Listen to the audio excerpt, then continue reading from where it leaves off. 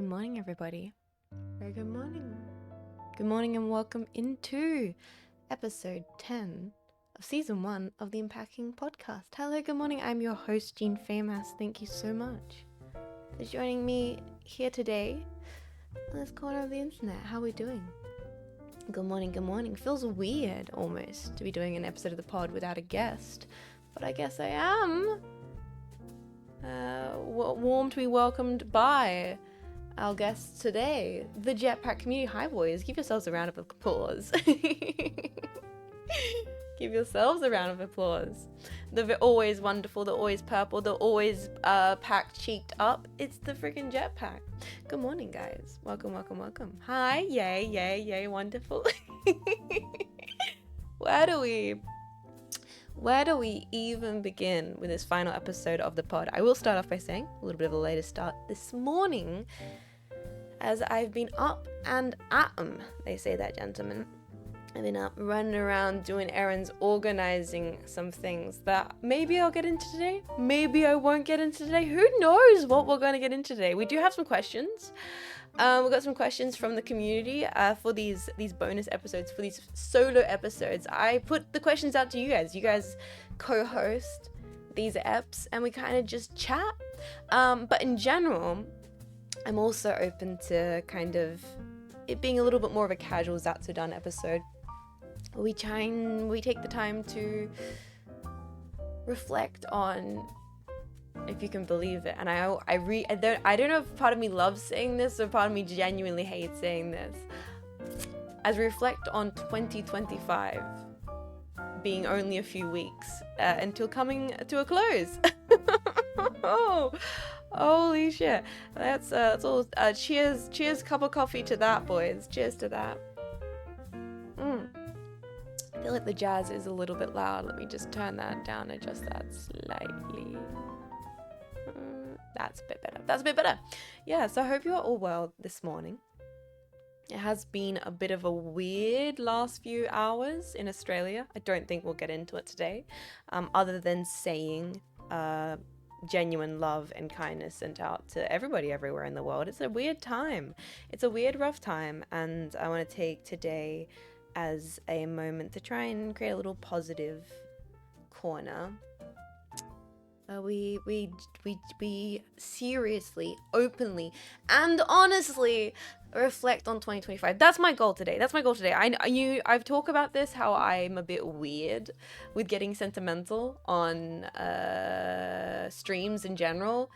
And even when it comes to event streams like the Jets Awards or like when we'll do Christmas karaoke and stuff, I still like to keep those pockets very chill, very much where like you can pop it on and still have a laugh, still have a goof.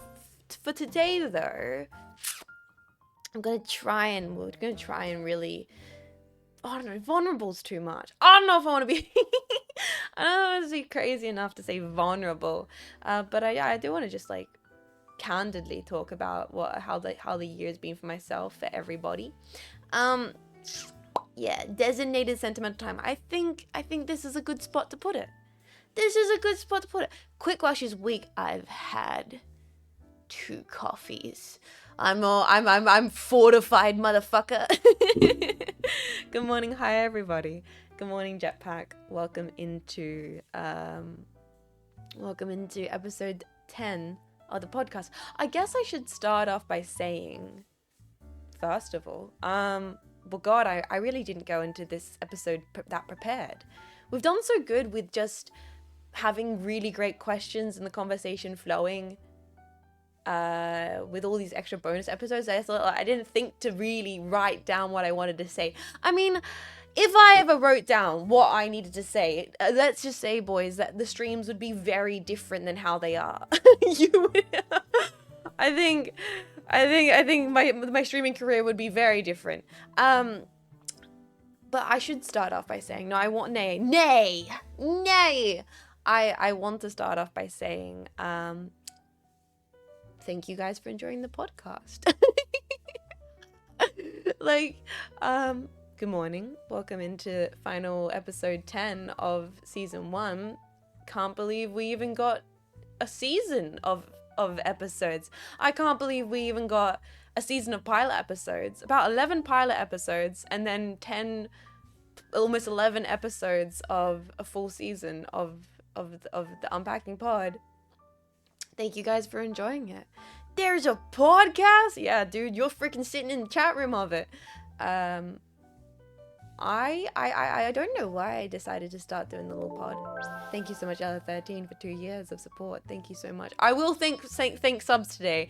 Normally I don't thank them for the podcast episode, but it's just us boys. So yeah, you do get a genuine thank you. Thank you, Ella13, for 24 months of supporting the stream. Thank you guys for supporting the podcast. Seriously, I do want to reflect on it. Rexels, thank you so much for half a year of support. For supporting this year, which is what we're gonna be talking about today. We're gonna be talking about this year today, and why you guys supporting me this year has actually meant so much to me, and a bunch of other kind of things. What do you submit questions for future podcasts, or is there a window that rolls around? So, for those that have missed it, how this kind of podcast has been set up, Bleen, buddy, I hope 2025 treated you well. I didn't get to check in on many of the Bleen cast this year. I hope it's been wonderful. Thank you so much for supporting this stream for 35 months, dude. Being a freaking Prime Pack. I see that. You're using your Bezos bucks here. I appreciate that. Thank you, dude. Thank you. Will this be a Stranger Things? We've got to wait 5 years for season 2. These are good questions, actually. These are wonderful. This is what I want to get into today. Is talking even more about the pod specifically, streams in general, and a bunch of stuff. So let's start off there. It didn't, but that's okay. You know what? That is okay. It is that. Let's say that, boys. Full transparency. If you didn't have a good 2025, that's okay. If it sucked, that's fine. If it was just average, if it was just sometimes pleasant, other times alright, that's okay. Is there going to be another January? No, there's not. You guys will. Don't you worry. First week of 2026, I'll be here live on the internet. So that's the first thing I should say. No Jet Centery next year. You guys got me every year of next every month next year. I almost guarantee it. Next one would be what was I talking about before I got distracted? The podcast. Someone asked how long to season 2 of the podcast. That is a little bit more up in the air as it currently stands. Because I think the podcast might take a break for January. That could happen. My current goal is to basically secure a lineup for a full 10 episodes where I know exactly who's going to be on season 2, every single episode, and I can almost drop like a set list. I can be like, season 2 of the podcast, this episode, this person, blah, blah, blah, blah, and I've already started noting the people I would like to reach out to be on the podcast. Some of them are going to be very obvious to you. You're like, I already know that X, Y, and Z is probably going to be there. Other people, maybe not. But I'm going to have to reach out to them, see if they're available, work out everybody's schedules. This is the main thing, boys. Navigating streamer people's schedules, because it's not so much of a if, it's more of a when and how well I can organize it kind of thing. Because this episode was a lot easier to be casual because I was just reaching out to people I was very close with. For the second season, I want it to be a bit more formally set out, where you guys know who's going to be on in advance. I have a clear lineup, and we can have them continue on Monday, as they have been this year. The 2-hour block. I think it will be a slow increase of as more I do this. If we keep doing this, if you guys keep enjoying it, the smoother and more efficient I'll get with the planning, and probably the more consistent seasons will become. But for now, season 2 will probably be another 10 episodes, another 10 guests, with maybe 1 or 2 bonus solo episodes at the start and end, like we did this time round, to kind of just chat one-on-one. Because it is, like we've talked about, a bit of a glorified Zatsudan, you know? It is just chat 2.0. It is conversation New Game Plus, where I just dedicate 2 hours to be able to talk to you guys one-on-one, which I love. I do love that. I don't want to completely sacrifice that for the sake of guests. So there will be a balance here, which is still getting the these episodes, which is one-on-one, candid, just chatting about streaming and life and stuff, and also still having the interviews, because I've really enjoyed the interviews. Getting to know people who have been my peers and friends and I've respected and appreciated for now quite a few years, and having the opportunity to talk more one-on-one with them about their history before streaming, during streaming, and their growth as they've went through so far with streaming. That's been, I don't know about for you guys, but for me at least, has been deeply fulfilling, and I want to get better at doing it because I really enjoy the process of doing it. Tommy, thank you so much for 21 months of support. Get Sarkin off for season 2 and ask why his coffee's mid. I could. Genuinely, I would love the opportunity to have H2O Sarkana on the pod. There's a lot of things I would love to talk to Sarkana about when it comes to the concept of running an agency. I mean, we talked to Pez, and that was a brilliant episode, talking to Pez about working as a sponsor manager, working in the games industry. When I say people on the pod, I'm not limiting that to just VTubers, and I'm not even limiting that to just streamers. I love the idea of the podcast being for anybody who I think would be interesting to talk to. That includes my mom. You know? So who do you want to have on the podcast, whether or not you have any inroads? At the moment, I don't have any grandiose plans, like apart from tongue-in-cheek Lamau Kojima on the pod one day. There's the alert coming through. Thank you, Tommy Bell, for 21 months. Thank you for supporting. I do genuinely like the idea of having Sarkon on the pod. Thank you so much. Please continue to enjoy your stay. Ad-free, emotes, all of that stuff. So Kevin, why are you so aggressive with the boom break? I think he just is into big tits boys. I don't think it's that deep. Some lads just like them large. I think it's that simple. But yes, so who do I want to have on the pod? I mean, I know people I want to have on the pod that are like peers. Like, I would love to have Hackerling on the pod. I would love to have like Grape on the pod, Berry, like Clovio, a bunch of people who I know one-on-one that I would love to have on the pod. Grimmy, I would love to have on the pod. Probably Issa, talk about music, all these people. Like, there are people in general I know and I've interacted with in VTubing that I will 100% be reaching out to, because to have them on the pod I think would be great, and I want to know more about them and their creative process and their history. There was a fun point someone mentioned in Discord about how they didn't even realize KK did cosplay.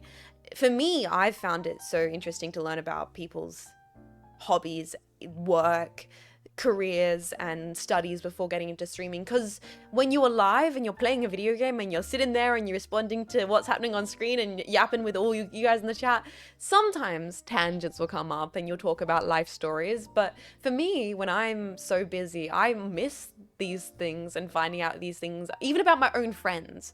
So it's a perfect opportunity to allow this 4-hour little block where people can go, oh my god, it's like a little crash course about this streamer.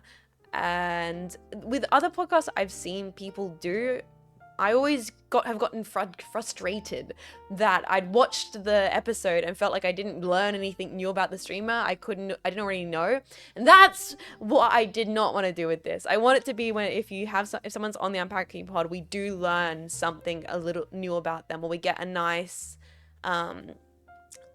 conversation specifically about them and what they've experienced and their perspective on things. That's very important to me, and I want to get better at doing that with other episodes of the podcast. Will you do research on your guests before having them on for more tailored questions? I did try and alter and change the questions I had based on the guest. I remember specifically making sure I had more tech questions for Marco, more ASMR questions for VUV, more questions about competitive gaming for Shimada. Though I did keep it vague, and through doing it I learned a little bit that having specific questions almost would derail the conversation a little. If I had a specific question I wanted to ask, I and I was like so determined in getting to that question, I found that I was not engaging directly with the guest as much and listening to them. Comparatively, in the episodes where I actually listened to someone, they brought something up and I went, oh, that actually relates to this other point. I enjoyed those episodes more. Because then it felt like organically we're exploring what they were most excited to talk about. Because unfortunately, even if I really wanted to be like, oh, I want to find out this, if the guest is not interested in that, or that's not what excites them, and that's not what they have a lot to talk on, why should I force them down this kind of funnel where they go, oh, I'm not really sure what I feel about that. You know, I'm not gonna get a fulfilling answer, and I'm not gonna get an engaging conversation. But that's all just learning on the fly, and I think I can get better at that, and I want to get better at that. So you aren't going like 1950s reporter pushing for the truth. With some guests, maybe. With some guests, I might want to do that more. We got some interesting perspectives from Cleo being very honest about working in a corporate sense. She talked really honestly about benefits as well as things you should be completely aware of when it comes to your personal finances with considering becoming a corporate streamer. And with Pez, we got some really interesting stories about specific games he's worked on and specific jobs he had when he was working at the production, like the video game company he worked at. So that was interesting, and I want more of that. And I think it is important with the people I have on the pod. Is people I genuinely want to talk to, and therefore I'm naturally inclined to do some research about beforehand. Hopefully just kind of one leads on the other. Question goes here, and there will be questions soon. We're getting into questions from the chat, but there are questions in the form, which I do want to. When I opened the form beforehand, there were 6 questions. Now there are 16. Or was I just dyslexic and I misread that? Let's grab some questions from the community. If I want to answer all of these, I should not. Well, if I want to actually get through all the questions you guys have for me, I thought there wasn't that many questions. That's why I just started rambling. Thinking that we were going to have to be talking away from the form. But no, we do actually have questions from the community. So, Jetpack, let's start off by responding to some of the questions you have for me about 2025, and we'll see where this goes. Let's not dilly-dally. We've only got a few hours to hang out today. I got work to do. Hi, Jets, that's me. This is your first year doing sponsor stream. Oh, this is a great question. Respect that you have to be careful with what you say, of course, but how do you feel about it looking back? Did you enjoy the streams? Does streaming sponsored content feel different from usual streams? Do you think you got your choice of sponsors correct? Are you happy with the current balance of sponsored content? Were you worried about the reception from chat at the start, and do you still worry about that now? I think you're doing great. Keep on keeping on. Thank you so much for a wonderful question, first of all. Where do I begin? Did you enjoy the streams? I think with sponsored content this year, it all kind of happened all at once. There wasn't a large opportunity for me to get too in my head about it, which I think was a good thing. We basically went from never having a sponsored stream on this stream to I think we had 4 sponsored streams in 1 week for a bunch of different games. Some I was really looking forward to, some I didn't really know about. Some were solo and some were with the Vishayan girls. And through that, it was almost like a crash course on doing sponsored streams. I think I am definitely open to doing more of them, because it's a learning process. Were there sponsored streams this year that I did not enjoy?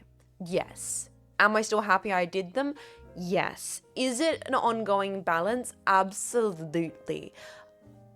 I think I now know what kind of sponsors I look forward to and enjoy, and what sponsors I'm willing to do for the sake of having funds so I can do other stream events at the sake of like 3 hours of bullshit. Like, there is a balance.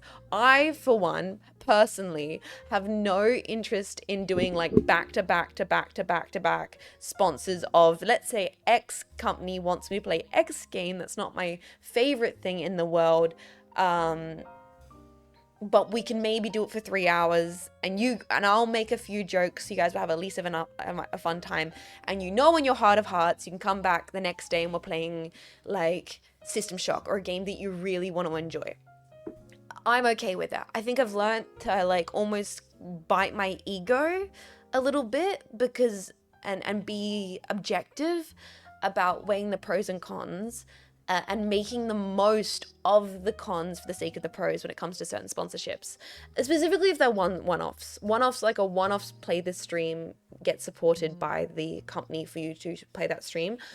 I think I'm way more open to that. There's very little games where I will... but yet saying that, there are still games I'll say no to. Ones where if I just don't think I'll be able to have fun with it, I won't do it. I will admit, having games to play with the Vishayan girls has made me more open to certain games that I would never have played solo. I think that way, no matter what happens, even if it's a game that, you guys aren't engaged in and I'm not as engaged in with, it's still a really fun time to hang out with the girls and we can make it a good time together. That's always the most important thing to me, is I need to feel like there's a positive twist that I'm getting, that it's not the only thing I'm getting out of it is money. Genuinely, that can't be the only thing. Otherwise, I will just not be I will just not be fulfilled. I just will not be fulfilled. It will do more psychological torment. The money is good for better future streams, of course. Like, that's the reason why I started doing them in the first place, is to feel more financially stable to do and invest more into stream stuff. Obviously, it's like sponsors for stream, go back into stream. That's a no-brainer. So it definitely has been a big learning curve. I will say I enjoyed club sponsors more. It's the same for Mingo. I think I'm personally also in that band power curve. I enjoy it when I can do it with the girls and we can make the most of it together as friends. And I'm completely would love to do more of those things going forwards with games. I think for me as well this year, I learned the experience of being open to sponsorships, even if they're ones I'm not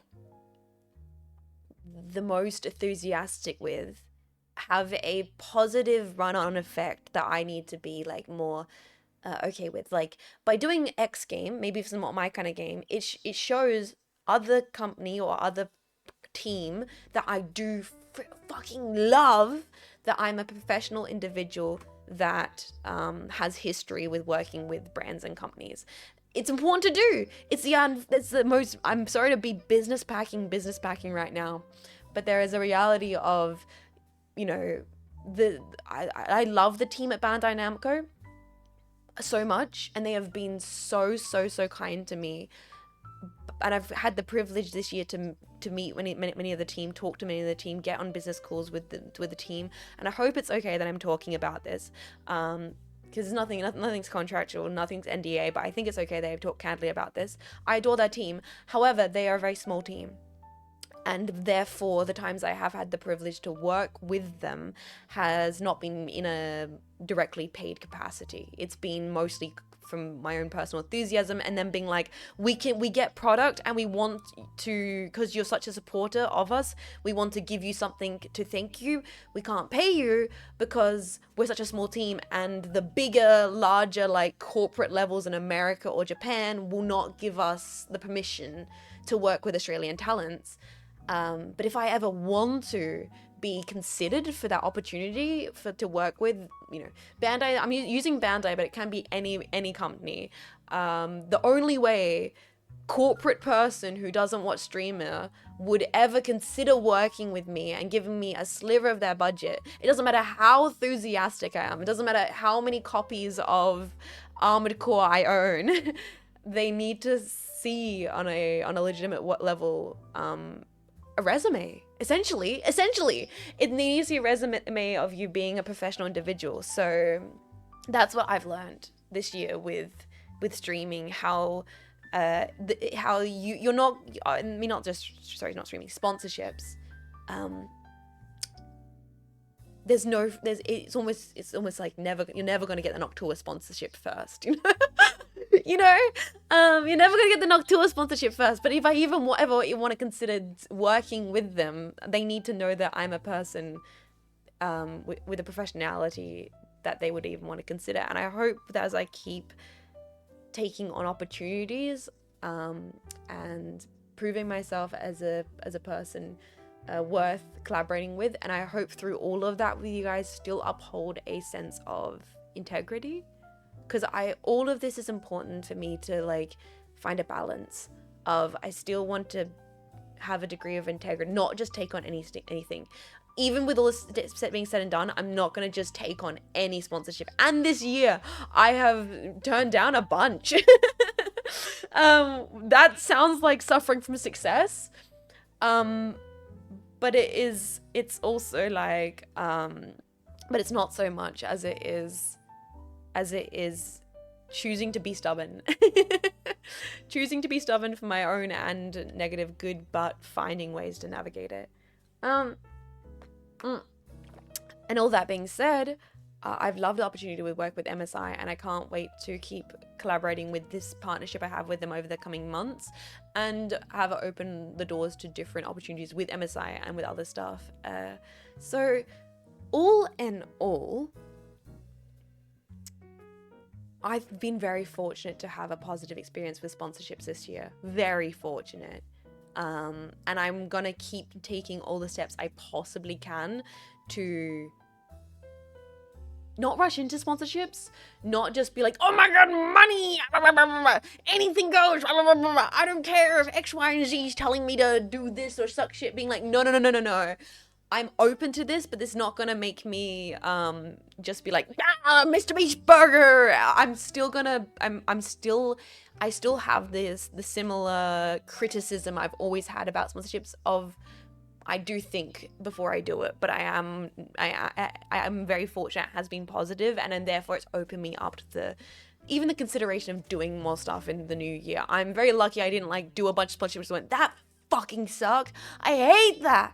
And then never wanted to do it ever again, or she's gonna leave the hood and pretend like she didn't know nobody. So Raid sponsorship when I mean, who knows? It's the reality is, boys, that Raid doesn't actually offer what you think. That's also what I've learned. I've learned that like things like Raid and stuff. I've learned a lot about getting support as a VTuber. I've learned a lot about getting support as a streamer. It's very different for every industry. Whatever YouTube people get offered is very different to what streamers get offered, both in actually what you need to do, what they expect from you, and what you are given as a creator. And all of that's a learning process, and I'm still learning, and it's going to keep on evolving and changing. One, as industry stuff changes, and two, as VTubing stuff changes, and also as I grow as a streamer. Like there could be a point where I go no sponsors across the board, because I can now just choose these people and I don't have to even consider other options. That I'm not even, like, even if I'm slightly not interested in the game, I'll be like, nah, bro, I got better stuff coming in my door. But for now, I think it's building up a rapport and a respect, and taking on stuff as learning experiences. That's been very exciting and interesting to me. This year, I took on a lot more stuff just because I was like, I've never done this before. I'm not gonna know if I hate this if I don't do it, and that's been very fun for me. So being open has been good. Thank you so much for the question, though. I hope I did a good job of answering it. In general. I appreciate the judicious approach to sponsorships. Yeah, genuinely, if I don't think I can even slightly twist it to be fun, I'm almost gonna say it's almost gonna always be a no for me. And if a brand or a thing or a person comes with an idea of like that's something new and different, even if it's something I've not been interested in the past, I go, oh, that's new and different. Actually, I want to try that. I'm just a curious individual. I think there's the curiosity might end up killing the cat, but I am a curious individual, and I've stayed open and curious when it's come to sponsorships this year, and I hope to keep doing so in the new year. You know, please, companies. I love MMORPGs. I love them. I love being given thousands and thousands and thousands and billions of dollars by Ratio. I love it so much. I love it. I love it. I love that so much. All right, next question. Hi, Jets. Okay. You said before that the streaming anniversary is special to you because you never dedicated yourself to anything for more than 4 years before, except now for streaming, which is true. Why streaming? And did you expect that you'd break 4 years when you started? Oh, no, I did not. Are you happy with how you celebrated it this year? What's your next big streaming anniversary? Oh, those last two questions are interesting. First thing, honestly, did I expect I'd break 4 years when I started? No, absolutely not. Absolutely not. Destiny sponsorship when? Bro, I literally talked to one of the Destiny like sponsor like promoters at a Twitch PAX event, and she was like, please play Destiny. She was so tipsy. She was so lovely. She was like, please, can I interest anybody at this table in playing Destiny? And I'm like, I'm so sorry. I'm so sorry. We all were like laughing our heads off, and we're like, it's so sorry. It's never gonna happen. Sorry, let me get back to the question. Did you expect to break 4 years? No, God, no. No, I did not think I would break 4 years. I didn't even think I'd break a year of streaming when I started streaming, because I did not plan to make this anything more than a let's try it thing. Like, that sounds silly when I think about it, because it's like, why did I put all this effort and passion into it if I was not like, I'm gonna make this a thing? There's always this thought in the back of your head of, I'm going to make this, but it's not, I'm gonna make this a thing. It was like, I just want to make it. It was like an irrational compulsion to do the thing.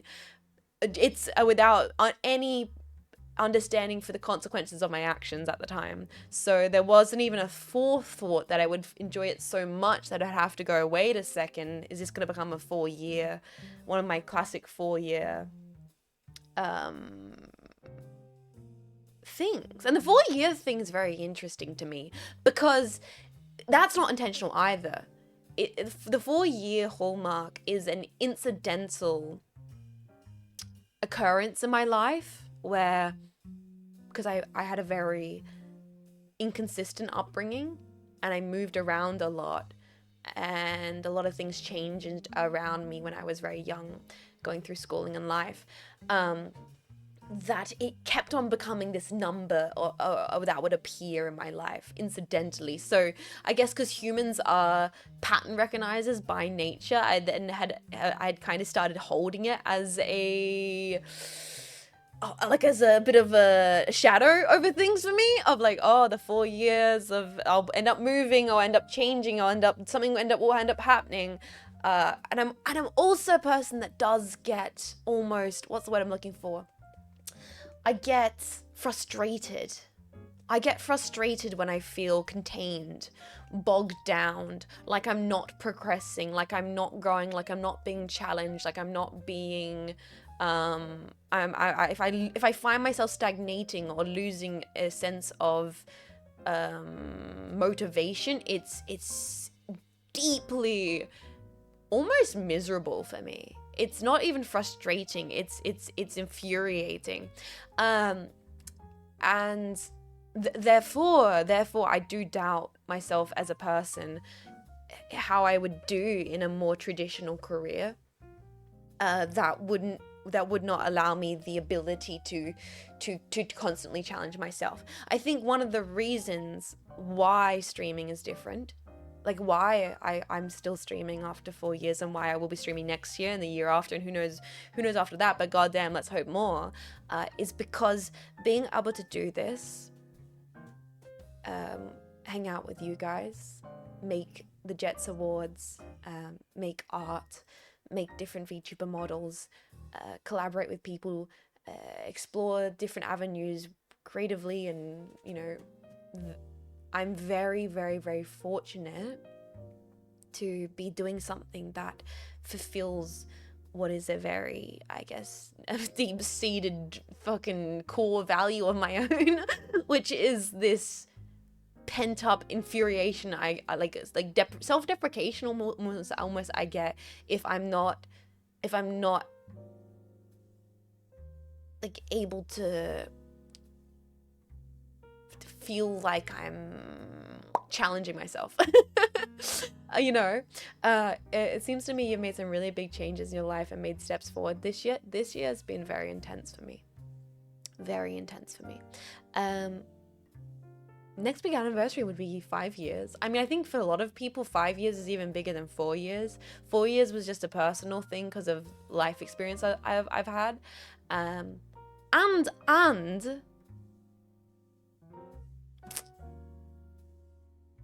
I mean, my second year of streaming, I went into it with the possibility that I would be the end of it. My first year of streaming was just a joke with myself of like, oh, I was just doing it as a hobby outside of doing my degree.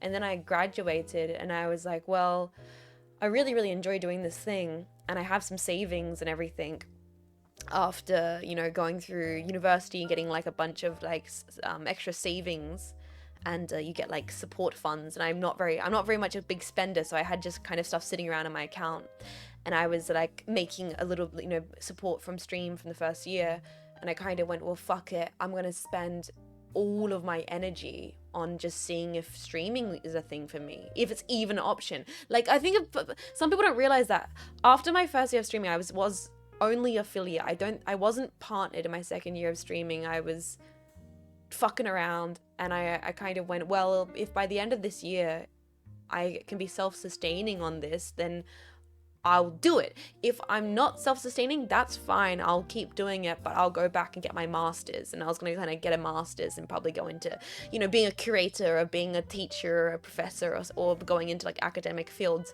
in the arts. So I had this thing of, it was like an all or nothing, it was a fuck it, we ball. It was truly fuck it, we ball, fuck it, we ball, fuck it, we ball. So that was me year 2. That's why I've never thought I was gonna get year 4, because I was such on this we ball mentality. And that is also was an all or nothing mentality. Because I went all in on streaming. That entire year I did not leave my apartment almost at all. Full stop, I basically did not leave my apartment that year. And I was streaming out of my bedroom. So it's tiny little apartment. I streamed in my bedroom. I did not leave it. I basically I had Woolies home delivery. I was like, fuck we ball, fuck we ball, fuck we ball. A PhD in hag studies. That's basically me at this point, with all my friends being hags. When do you change your mindset? We'll get into that. There might be questions about that. I'm still yapping about the anniversary question. God damn it, there's 16 of these. I gotta be careful. Then last year was kind of a bit more of a dark year for me, I feel. Yeah, last year I also last year I was also streaming full time, but I moved that year because I needed an office separate from my sleeping space. And then that year was kind of crazy because that was the year where like all my siblings started having kids, and I had to have this deep reflection of, okay, do I want to stay in this state or do I want to move? And we probably are gonna get into it a little bit today. Once again, I don't like concern packing, so I will never give too much specifics. But health stuff started to be a bit of a thing for me end of last year. Mental and physical health stuff that I've been working through this year. And my family kind of wanted me to be back, you know, home and be close to them. And I decided I wanted that as well. And that's what the move was at the end of last year. And then this year, being 4 years of streaming, has been very important for me, because when you go for the first year of streaming being like, we're doing this as a hobby, then you do a second year where you go fuck it with bull, fuck it with bull, fuck it with bull, you do nothing but that. Then you do the third year, which you're also like, I'm doing nothing but this, but my mental health is getting a bit weird. And then you go into the fourth year and you go, I'm doing nothing but this because I love it so much, and you go, my mental health is being weird, we can't do that because I love doing this thing and the mental health being weird is getting in the fucking way. Then you get to this year. You get into this year, which has been a very important year of finding balance, which I'm looking forward to implementing into 2026 with you all. And we'll talk more about that. So what's next big anniversary? Next big anniversary is 5 years. That's next year, boys. And how do you want to celebrate it? I don't know yet. This year, I mean, I love hanging out with you guys and doing events and celebrations together. And it was part of the anniversary, was part of my birthday, which is what I always do. Because you guys are the reason I even care about my birthdays nowadays, or ever at all in my life. I've talked about this so many times, but I've never cared about my birthday until I started streaming. I never really cared about anniversaries and stuff until I started streaming. So no matter what I do on these event, like the anniversary / birthday stream, it doesn't matter to me. I will always be happy with how I celebrated it. Does that make sense? No matter what I do, I will always be happy just to be able to do it here on stream. I hope that makes sense. All right, next question. You keep moving to buy everything. That's all anyone could ask. And I will say that right back at you all. Reverse Uno card, motherfucker. Without giving away any spoilers, do you have a project for next year you're particularly excited about starting on? Do you have a project from this year you're particularly proud of? Great question. Thank you so much for asking it. Project this year I'm particularly proud of.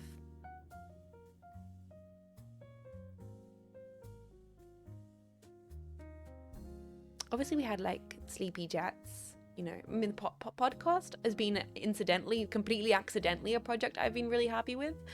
Mainly because I didn't even plan for it to be a thing. Like at the start of January, podcast didn't exist. By the end of this year, it does. Like I did not even plan for this, and it's like that kind of evolved as it went along. Like these overlays. It all happened during the podcast. Like it was happening all together. The overlays, the intro, the music. Once again, thank you to Bav and thank you to Freedom Mantle. Thank you to Voxy for the edit. Like all of that happened throughout the year. Project I'm really proud of this year. I mean, we did the Vishayan Summer merch, which was self-produced merch we did together. We organized all the art for that, the production of standees, and got all of that done this year. That was something really proud of. Honestly, Vishayan stuff this year I've been very proud of. Having Yozo and Vivi join, getting the website, designing the fully professional website we now have for Vishayan, and going to PAX and being the first ever VTubers to ever do a panel live on site ever in the history of PAX. That was fucking sick. That was a thing that I pinched myself over. And then meeting jetpacks in person, like getting outside my comfort zone, I'm very proud of that.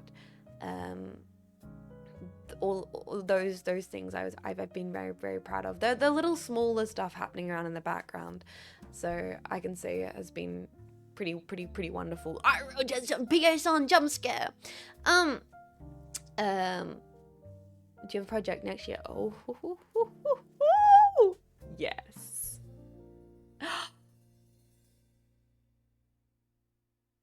Yes. Like, I don't know how much to explain how excited I am. Oh my god, the merch! Fuck, Johnny! Dudes, I'm so proud of the website. Guys, like, I know I don't geek out about it. I don't geek out about it that much. Like, I know I don't geek out about it that much because it's like, I don't know, it feels weird to be like, do you know how cool my website is? Like, You know how cool my website. Like it's like it's fucking sick. All the artwork I got commissioned. That like the freaking Cynapse stuff. I did all of the full art for my 4.0 different outfits. I wrote all those descriptions for it. I did all the designs for myself. The merch I'm so fucking proud of. You guys have loved it. I wear it basically weekly, daily. I love the merch. I have the coaster on my desk. Like, it's merch that I wear and I use, and I wanted so bad to have a consistent merch store for so long that I would be proud of, genuinely, that I felt like the quality was good, that you guys would receive on time, after legitimately, honestly, working with other companies, which I do not respect. I'm not going to name names, but I don't think that they do a good quality, and I find they are... it's shameful what people were kind of tricked into spending their money on. As a person who wants people in my community to feel proud of the stuff that they own and feel confident to wear it, that's very important to me. And so genuinely, I am proud of the merchandise. I really am. That seems silly to say because it's like merchandising, but no, I think it's sick as fuck. I think the website's sick as fuck, and it did spend a lot of time on it. You know, I have the coaster on my desk and it's really well built. I have the freaking mouse pad on my desk. I love the Cynapse mouse pad. It's minimal and it's vibey, and I think it looks cool. The number 7 dad mug is huge. Yeah, exactly. I love how oversized and stupid the number 7 dad mug is. I have the Bashine water bottle on my desk. Like, genuinely, that stuff I am actually proud about. I feel like it came and went so quickly, the debut of that, but no, seriously. I think it's sick. I wear the hat to the gym. Yeah, like Mech Mum wears the cap. Like my family have merch stuff. Yeah, I've worn the cap every day since I got it. So I will say, I heard that it feels hard for me to be proud of myself. Like, oof. I should talk to my therapist about that. No, no. I mean, the freaking art I did for the artwork I did for the Jet's birthday. That I did that full art illustration. I actually really liked that art illustration. I thought it was pretty groovy. And I put a lot of love into that. The darkie! Okay, as slutty and dumb as the darkie is, the jetpack side of the darkie pillow goes hard as fuck, alright? The jetpack side is such a vibe. I spent so much time rendering those purple pack cheeks. I literally did. I think it's sick that I have a darkie that's not just me, it's you guys. I think it's funny. It has a bunch of community references in it. I'm proud of how that turned out, for sure. So yeah, that's what I am. But what am I looking forward to next? I was literally working on something for it this morning. I was working on it this morning. I'm gonna pause. Maybe we'll talk more about future stuff for the next streams next year, a little bit later in the pod. But hold that thought, because I do want to keep talking about the new year and what I'm looking forward to, because I have a couple more things to say on that. In the regards of like looking back on this year and being like, what are you proud of? There's a little... Alpha Tower, thank you so much for 31 months of support. Thank you. 31 is so long, and I really appreciate it. Thank you for supporting. Please continue to enjoy your emotes and your stay here. Cyber Bunny, Silver Battalion, you'll see. But because I had to spend this year so much of my energy on my health stuff, because there was so much going on with IRL stuff, with family and with friends. I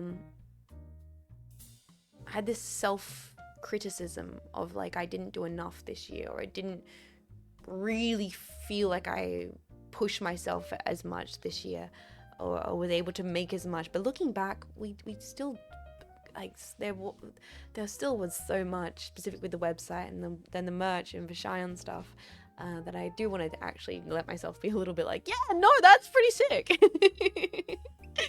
Good morning, ZZZ. Welcome in. All right. What was the funniest collab you've had this year? What do you think made it so fun? And is there anything you want to do differently for future collabs? Oh, good question.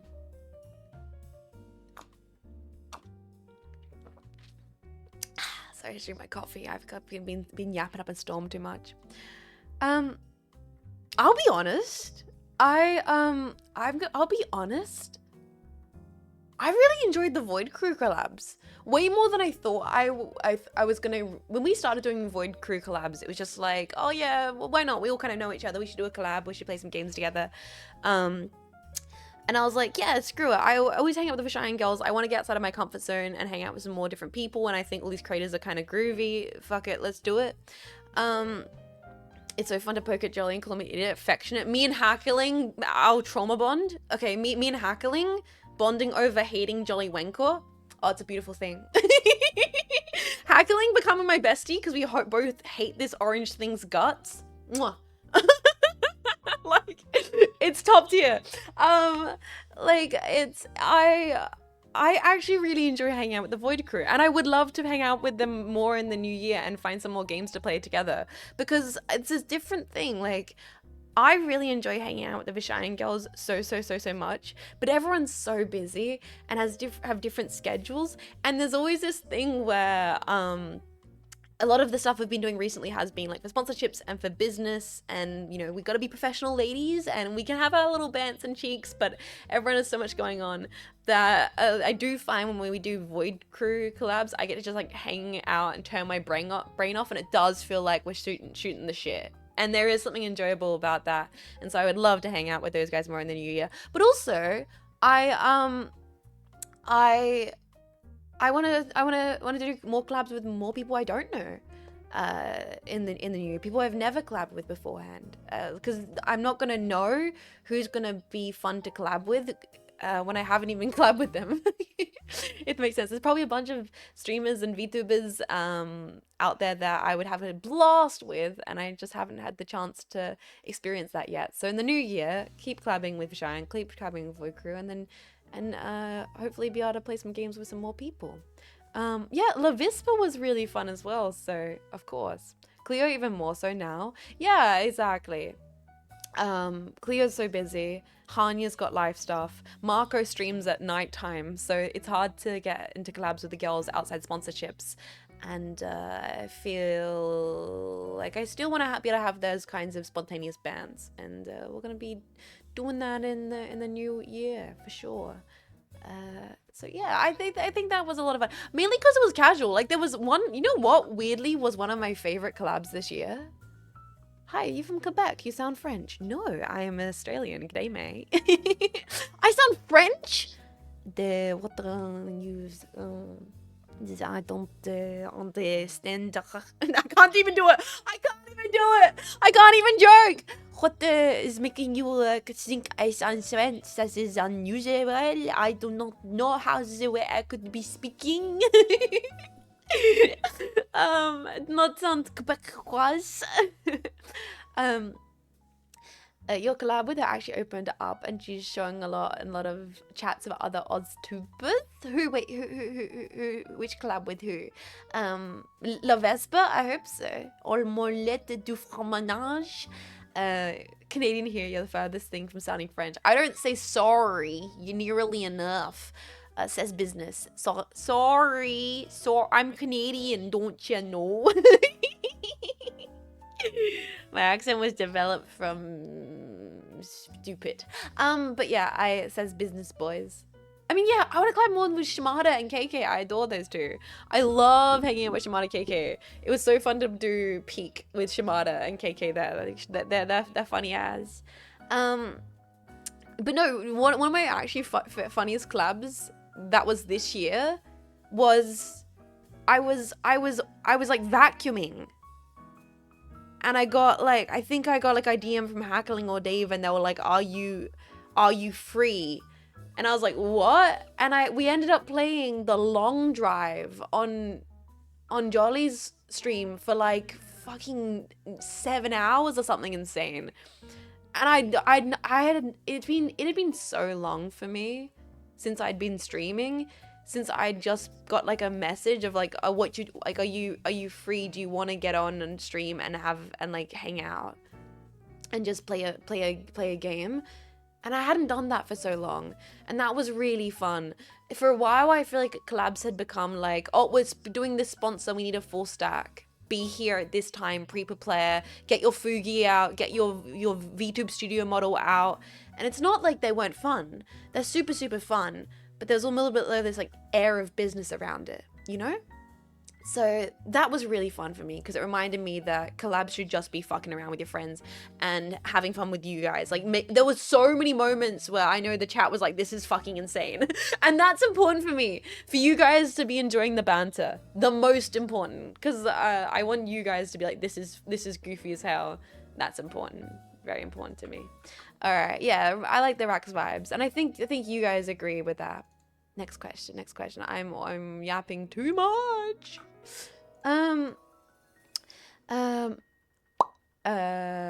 What would 2005 Jets think about 2025 Jets? Would you be proud? Record Carl, thank you so much for 34 months of support. Howdy. That is crazy to be supporting for so long. Thank you so much. I hope you do your emotes and you'll stay, and thank you for the flowers. 2025 Jets. You're trying to find out how old I am. You want to know how old I was in 2025. Wait, 2005. I'm not going to give specifics of how old I was. I will say I was baby. That's probably not surprising. Let me think where I was in my life at that age. I think a lot was going on. I think I was at...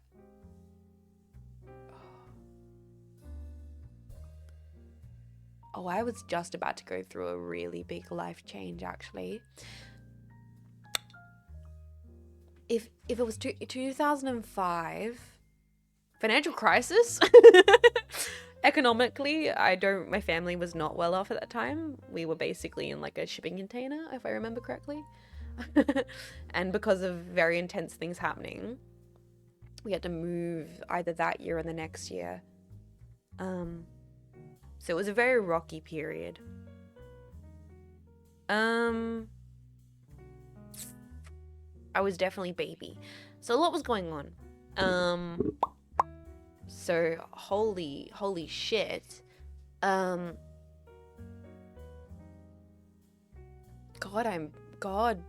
I mean, I didn't even think 2005 Jets was planning on, like, had any ideas for the future. Like, yeah, that bad year for my family too. It was just economically not a good time for a lot of a lot of Australians. Born after 2000? No. I was still just an infant. Like, I'm not infant, but I was still like a kid, bro. Like, I was like in primary school, like early primary school. I think I was brain was still forming and in survival mode. So I don't think I was even like, I think 2015 Jets. I think if we wanna talk to a Jets who would have the cognizant forethought to be like, everything sucks. I don't know what's gonna happen in my life. I don't know who I'm gonna become when I'm 25. And the person who I'd want to have a conversation with, the person who I would want to have a conversation with, 2015 Jets or 2025 Jets. Get those two in a room. Holy fuck.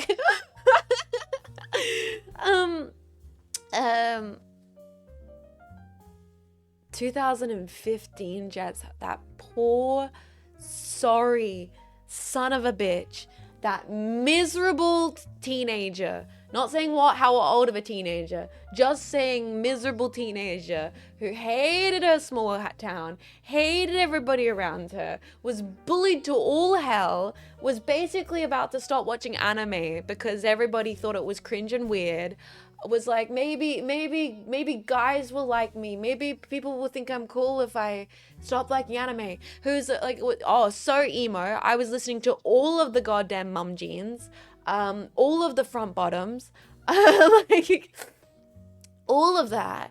Didn't know if I was gonna get out of my small town. Was like, the second I'm old enough, I'm gonna go freaking travel and go get a degree and go to the city and then do stuff I love. Holy shit, you know what would happen if I sat her down and was like, hi, stupid, dummy head. forehead, tooth. First of all, get an ADHD diagnosis. First of all, get your ass in therapy. Second of all, don't draw your brows on so thick in 2018. It looks bad. Third of all, change your glasses. What were you thinking? Fifth of all,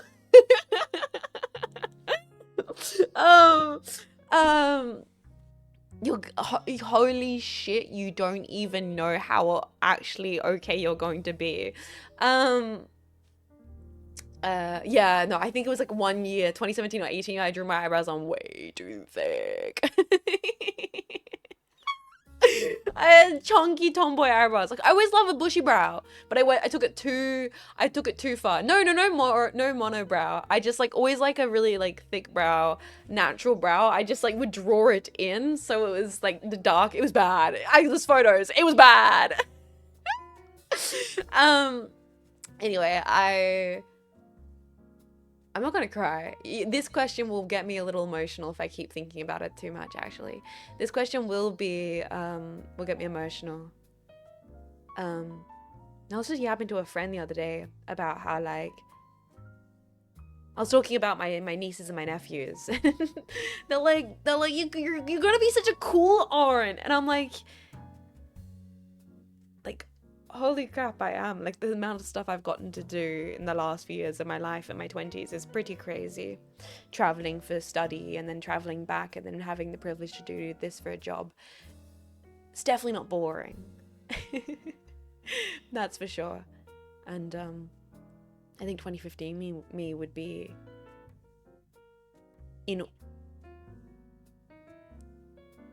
Let's go to the next question, because I feel like that relates to this next point I was about to get into. And I don't want to cry. Jets, hi. How's your relationship with anonymity and VTubing change? You said before that one of the things you like about VTubing is anonymity. That you could give it up and no one would ever know it was you. However, this year you also seem to have gotten more comfortable with PA sound, being on stream and being seen at cons. Yeah, this is an interesting question because I feel like I've had baggage with this question. I love the anonymity of VTubing. The reason I got into it and loved the concept that I could disappear into the night. I could just stop doing it. No one ever knew who she was. Who was she? Who was the man, the myth, the legend behind the creature known as Jean Faymas on the internet? I always thought it was so great.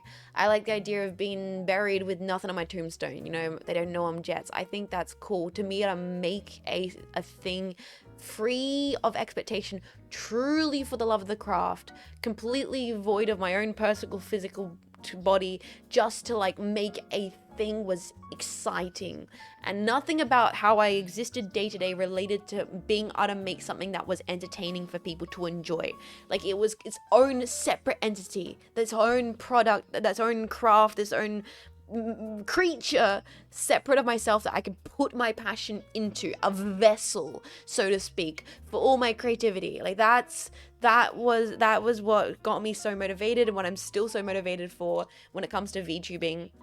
There it is. All the ideas go into this big pot, and people get to experience it via the pot. The lead to split personality? No, not at all. Not at all. Very healthy in many regards, a kind of split of personality. You know, I can go out and for ages, I never even spoke about my family. If I had siblings, if I had a mom, if I had a dad, I was one of those OG VTubers first 2 years of doing it, where I didn't even talk about my uni was. I didn't talk about my career, jobs I'd worked. I didn't talk about what kind of school environment I grew up with. I was like, it was all this little entity, and whatever she said would exist online as its own little creative thing. The only purpose was to make goofy. All we knew was logjam. Yeah, and that's what I really got me into it when it came to streaming initially, is almost performance art, if I can be pretentious enough to say that. I saw it as a performance art thing of it exists beyond me, and I put myself into the the character. Nah, long chance performance art. But, and I think this year has where the shift has happened. The first initial shift from the performance art was obviously, people now know I got doxed by technology about 2 years into streaming, in which half my face flashed on screen. VOD is lost to time, but images have gotten saved and circulated and shared with me and used against me, and negative things were expressed, and that, if anything, forced me to become even more attached to this idea of anonymity, because I was like, I had my integrity and my intentions not challenges, that's not what I'm looking for, kind of suddenly voided without my desire to do so. I didn't know that. That's crazy, because it was not violated. Violated is more aggressive than what I want to say, but because I was so in love with, and it was so important to me to have it be this detached thing for you all, that it trespassed, maybe is a better word. Yeah, it was trespassed upon unintentionally, without my desire, against my interest, because I didn't want to do any of that. So it happened all of a sudden, and I felt, and I've talked about this beforehand, guilty and angry at myself, because I felt like I'd let down this idea of what I wanted, I had crafted. And it was all self-imposed, this my own self-imposed desire of what I valued around VTubing at that time. Sorry to hear that. It happens. Accident happens. Shit happens. So because that was already had existed, and I kind of shoved that down and continued as I did and built resilience through that, it does put me in an interesting position compared to other streamers, other VTubers of that had always kind of been there, lurking under the surface as a thing that happened. And then additionally to that, last year I opened up a lot more to you all about family, because I was moving. That was something I had to do to move. I could have at that time continued in perpetuity being like, oh guys, I'm gonna go on a big mech battle for a month and I can't say anything about it. It's a mech crisis. I'm being sent off to fight kaiju. And I could have done that. But I had to have this self-reflective realization. Month-long Gundam battle. This self-reflection where it was like, do I want to do that? Do I want to do that to myself and to you guys and to this stream and to doing this as a thing I love doing in the long term? Because it was almost like, because I got into it as a fun little project, as a fun little idea, as a fun little performance art, as a fun little box I can put my fun ideas onto. It's that point where I was like, my siblings are having kids and I want to talk about that with you guys. I want to share that with you guys. I think it would be funny. I think there are jokes here. I think there are entertaining life things. I realized I was missing out on this whole avenue of comedy. I was severing myself from this entire bit. Like this, I have to go babysit all the jokes I can make about this. I was putting up this wall to prevent me from comedy. Family is content. We love to see it, baby. I mean, I also talked with my family and be like, is it okay if I talk about you guys? Like, I got into streaming for myself, so I was never going to bring anyone else into it because they didn't consent to being talked about on stream. And my family were like, no, we love and support that you do this. Of course you can talk about us. And I was like, oh, okay. Well, that also changes things a little bit. And then, like, incidentally through this year, moving close to friends who also stream made that branch of my life and streaming become less of this little character I put on and more this coexistence with my creativity. Honestly, what drew me to you is because you're South Aussie. I've never even considered such a thing as a friendly local VTuber. I really like the homely vibes as well as the Synapse lore. That's another thing, is it's like I realized that I had put VTubing on a pedestal, that I was not alone in doing this. A lot of people feel this way about VTubing, but my understanding of VTubing as this pedestal of perfection was getting, of this perfect little entity, was getting in my way of like vividly and actively enjoying it with all of its bullshit, with all of its silliness, with all of its absurdity, and all of its sincerity. Because you can still be I'm an anime lady that lives inside the computer. I'm not real. What the heck? I have hands. And you can still, but you can be so sincere about that and so like aware of it and poke fun at that absurdity of it and still be a person, and realizing that those things can coexist and everybody benefits from it was yeah, VTubing silly. Don't take it too seriously. It's all gray.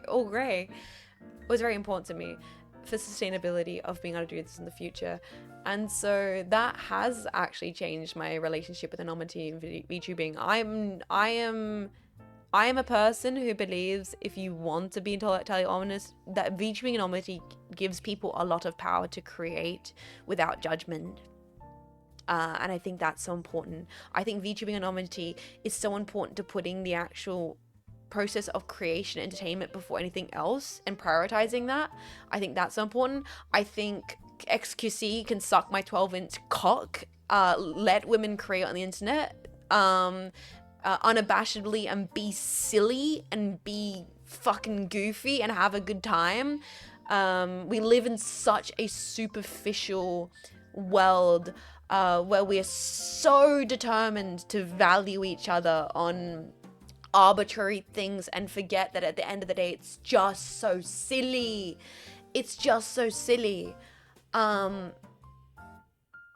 And I was putting myself in these boxes. I was putting myself in these expectation boxes of being perfect, of having this perfect law, of adhering to only talking about X, Y, and Z. And I realized that if I want to do this forever, and I want to do this forever, that needs to fall to the wayside, and that what needs to come forwards beyond anything else is doing it, but making it, saying, talking about things, and doing things because they're what I want to do first and foremost. Why do I keep being a VTuber even though PA-san has been on stream once? I could turn the camera on right now and we could hang out and have this conversation with the PA-san's face. The webcam's right up there. I could do it. I could be like, hi, hello, wave face, no makeup, drinking coffee out of my regular mug because my number 7 dad mug broke. I could do that. And I feel like I have the confidence to say that I could do that and not give a shit. But I don't want to. It's not as fulfilling for me. It's not as fun. It's not what I want to see on this stream, and it's not what that's not the way I want to, it's not as enjoyable. I love being in this full 3D environment. I love being a silly anime girl. I love being the purple head bongus with the, the crazy design. It's sick. I think it's cool as fuck. So that's why I want to do it. But that also being said is, if I can't do that IRL on a convention. And you know what I also want to do IRL at a convention? Say hi to you guys. And does that mean I'm IRL at a convention saying hi to you guys? Yes, it does. You know what I mean? Like, I can't, I can't give you guys a physical hug and say thank you sincerely through the screen. I mean, I can try. Get on in here. Get the fuck in here. Group pile. Come on. It's a medium and I enjoy it. So, that is how my relationship with anonymity in VTubing has changed for me. I am very fortunate to have such a community that is so understanding and respectful. I've got to say that, like, credit to all of the jetpacks I've had the privilege to meet in person who have been so respectful and made me feel so surreally, stupidly special, more than I have any right to have felt in those moments. You guys made me feel like I'm fucking goddamn Mother Teresa. Like, bro, I literally just some weird Australian tomboy. Like, you guys like, oh my god, it's jets. I'm like, bro, literally I'm half awake right now. What are you talking about? Like,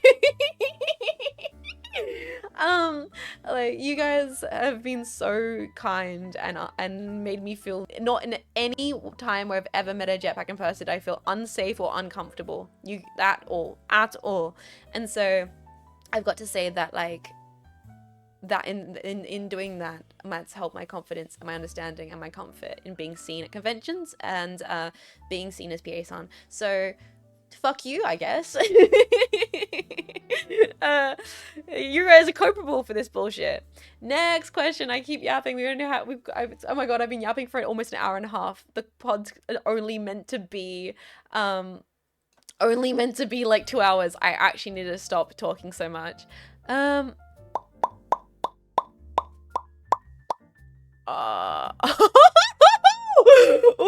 a second.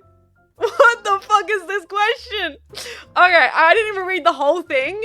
We gotta break this shit down together live. Alright. Wait. This is only showing half the question. Dude, brother. Okay. Hold on. This is crazy. Alright. Okay, hey Jets. I did love reflecting this year, and I figured what my goal is for 2026. I want to be a VTuber's boyfriend. I'm not gonna say anything yet. I'm hearing him out, boys, okay? We're gonna hear him out, and then I might have to break his little heart. But we're gonna hear him out. We're gonna hear him out. Now hear me out. I'm hearing you out, brother. Okay. I'm not talking specifically about you here. Now respect. I didn't assume. I didn't assume. Don't be jealous. Trust me. Trust me. Between you and me, it's a good call. You've got no interest in yours truly, and you wouldn't. It's because I'm gonna break your heart, here, buddy. I don't demand attention or time or anything like that. In fact, my love language is giving people lots of space and time. Okay. Without me. So that's when I do show up. The time spent together feels more meaningful. I'm also really good at OBSEC, being discreet and keeping secrets, and I'm really diligent when asking for help with anything. I believe being helpful is my own reward. And finally, I'm really, I go with the flow kind of man. I don't have any expectations or demands from anyone in life. If someone chooses a direction they want to go, I'm all for it without hesitation. Not to mention I cook, clean, and I'm a great listener. So, do you think there's a chance of the VTuber? Would these traits make me a good candidate? Should any such opportunities present themselves? Okay. Just be a VTuber manager. Brother! I will say, personally, these traits seem like genuinely good traits for, hear me out, a person who also happens to match them that is outside of a VTuber. Okay? Alright? Like, outside, like this, I'm saying these traits would be unpositive for some people, positive for other people, and I feel like VTuber element unrelated. Like, what's a VTuber gotta do with it? Like, why? Do you just feel like your energy is being wasted on IRL people? I mean, in that case, I kind of respect it. It's like working at a freaking, working at a Macca's when you have a physicist degree. Okay, maybe you're like, my skill set is best served elsewhere. I think I know where it is. Like, okay, maybe I see where bro's coming from. I want to date a paleontologist. I can cook, clean is useful. I mean, like, I also feel like unrelated to this. It goes, what is the chatter one out of the VTuber specifically? Like, is it the VTuber temperament? Is it, like, because, like, trust me, not all VTubers would probably fit what you're assuming the VTuber would fit. I'm sure there are some very, very needy VTubers out there. I'm sure there's VTubers out there that would don't give a shit about OPSEC, as well as some that do. This is like this is almost like, what is it about the VTuber specifically that matters? Does this guy just want to be able to say, yo, I'm with a VTuber? I personally, from my own experience, don't think you want to be with a streamer / content creator. And this has got nothing to do with VTubing, okay? This has got nothing to do with VTubing. This has got nothing to do with VTubing. This has just got everything to do with streamers and content, unrelated to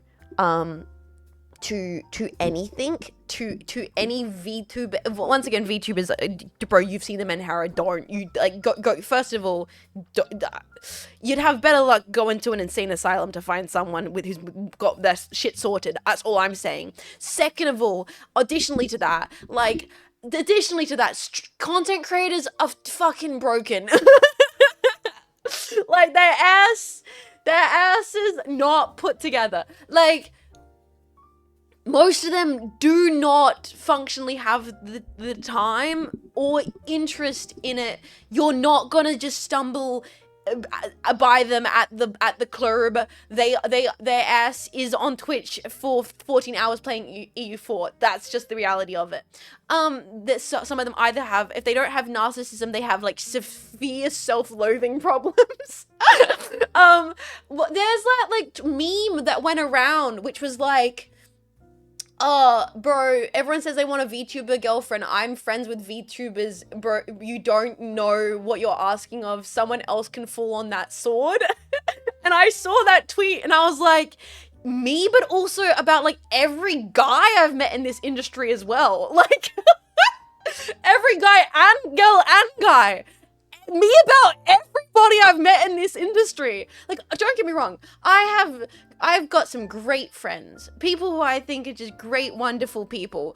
But like, streamers are just not, I don't think I've met a single one where I'm like, yeah, you have partner potential. Not a single. That goes for me. I'm including myself in that camp. Brother, when I say this, I'm also talking to myself in the mirror. And all this is to being said, that you have some seem to have some very self-aware qualifications for yourself as a person. You seem to understand the amount of time, the amount of affection you want from another person. And also you seem to have a very good self-understanding on the amount of time you're able to commit to another person. And that really, regardless of who the person is, where they are in life, what they do for a job, what their interests are, there's a fundamental importance, I think, comes down to when creating a partnership with another person, which aside from love, sex, whatever that shit is, I don't know, doing the side with Tingo Tango, making bubbas, what it really is a understanding of teamwork and self-awareness and time. How much do you want to give? How much are you fulfilled when you give? How much do you need? And how much do you take? Like, and understanding that for yourself is very important when meeting people in your life that you maybe want to create a more committed connection with. And that can be anybody. And you seem very self-aware, so I'm gonna be like, best of luck to you. Best of luck to you, brother. With understanding that about yourself. That's very healthy. Next step is meeting a person, getting on the same wavelength, and then communicating that with each other. Just maybe don't do that with a VTuber. Like, just for your own sanity. For your own sanity. Choose anyone outside of content creation. Just please. Like, just save yourself from that. Like, Godspeed, my good soldier. Godspeed. All right. Let's go. You can do better. You can do better, brother. Real relationships look different, but on paper than they do in reality. Fucking, why am I the one talking about this? I have a podium. Why do you keep coming to me for relation chat. Do you know who you're talking? Anyway, what, I don't know what I mean. I've seen a lot of people's. Maybe that's why I'm the way I am, and I have such a critical outside lens, a very objective lens from this. I've been through a very turbulent upbringing. I have a very large family, and I've got a lot of people in my family who've had different experiences, very different experiences with all kind of relationships and all kind of people. So I think I hope at least I can give some outside perspective. I'm also, once again, this is not legal advice. Next question. 2025 was thankfully mid. Respect that. We got you a date fund, bro. Shut up, chat! You're not gonna have a fucking swear jar so I can buy some bozo pasta. I used it on the chat. I used it on the chair, that's true. That's true, I'd rather use it on the chat than anything else. Use it right back on you guys. Saber Notchsticks, forgive my late arriving. Do not worry. I was building loads of roads in DS2 and forgot to put in questions. That's all good. That's all good. We still have more questions coming in. I keep yapping. I've been talking for too long. 25 is thankfully mid. I love the phrasing thankfully mid. It's actually respectful. Not a year to look back fondly on, but also I didn't die in World War III, so I guess it's positive. You know what? I respect that perspective. Okay, but 2026 will most certainly not be my year. Okay, well now we're gonna pause here. We're not no, never doom, never hope, but never doom. Okay, we're not doing this. I don't have a resolution because I failed a moment of time. Hold, and I won't go into it with high expectations, which is fair. Real world is really, really scary right now, which is true. And I just want to curl up on a ball and sleep 2027, which is understandable. I will say that a lot of people have the like never have an expectation because you will always be disappointed. I don't entirely agree with that sentiment. I don't disagree with that sentiment a little bit. Like, don't put like a pedestal is not real. A pedestal is something is a very turbulent place where the only place you can go from a pedestal is falling off of it. Really, you don't have a lot of space for flexibility up there on a little bit of a high horse. You don't have room for error, evolution, and mistake up there on that tiny little podium, you know. So you're really containing yourself to something, to an expectation which is quite, it's not stable. So I don't always think, don't believe that's the best idea. However, that doesn't mean you shouldn't. That doesn't mean you shouldn't allow yourself the position to kind of aim for another going up a step, or expanding yourself as a person. And I think that's the balance. Hope for the best and then take what you have, or take what's available. Yeah, if you always expect the worst, then there will never be any negative surprises, or only surprises you will get the good ones. I don't think expecting the worst is good. I don't think expecting the worst is I think expecting nothing is great. Well, not nothing. I think an open-minded neutrality is the best you can do, really. And that's not easy to do either. But you close yourself off if you come at stuff from a negative space. I think not having a resolution is fair, because obviously there's a fear of failing, right? Which is terrifying. But you only failed because you gave yourself the opportunity to try. That's so. Put that shit on a t-shirt. Put that shit on a t-shirt. Holy shit. Put it on a fucking t-shirt. What? Put it on a poster in a white woman's kitchen, baby. Holy shit, sell that shit at freaking Homes Design. But no, like, write that down. All I'm saying is, brother, what? Yeah, like, next merch. I'm just, no, the opposite. The absolute opposite, digital brother. The lesson is to always try. No matter what. That fucking sucks. Because you will fail. Oh my god, you'll fail. You'll fail again and again. And sometimes that shit's gonna fucking hurt. It's gonna you might even get scars, man. You might get badly fucked up from it, man. But god damn it. Just give yourself the credit that you even gave it a go.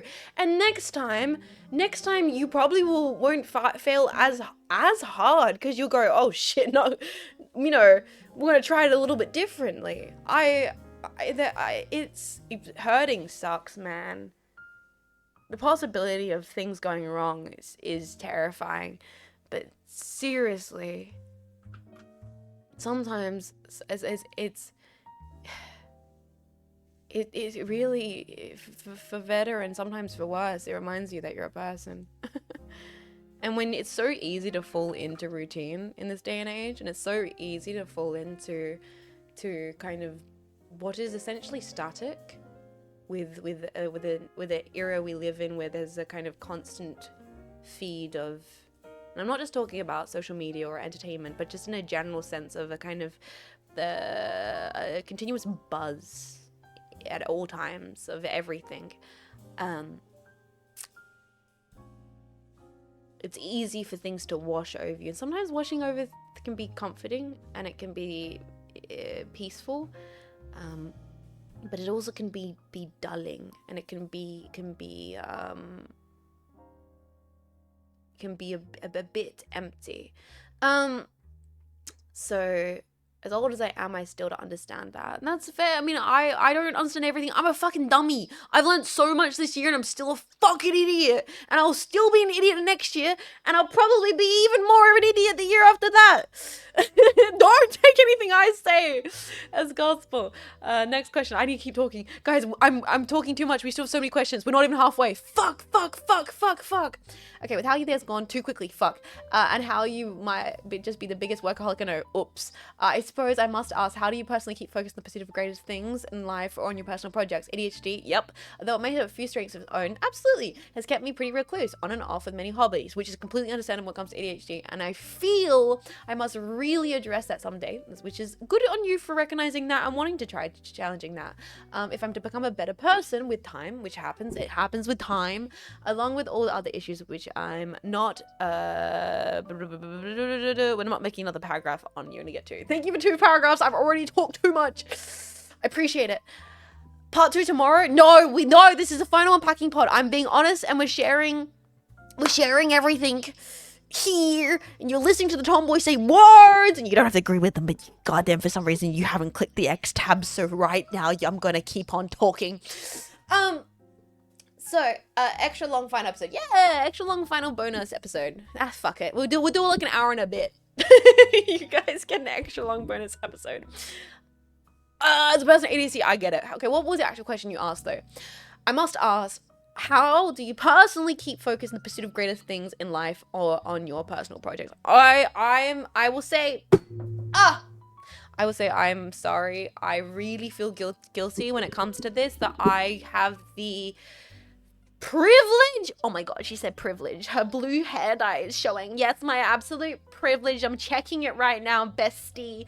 I have the brain rot of the ADHD brain rot, which is hyperfixation on my passions, and I'm in a position where I'm lucky enough where my hyperfixation on my passion is my job. Lucky being an interesting thing that's not always true, because who almost ended up in hospital this year and has 2 fingers pointed this way. Okay, blood out here talking about doing the work. I'm talking about rise and grind. I'm talking about waking up at 3 a.m. and like fucking splashing my face with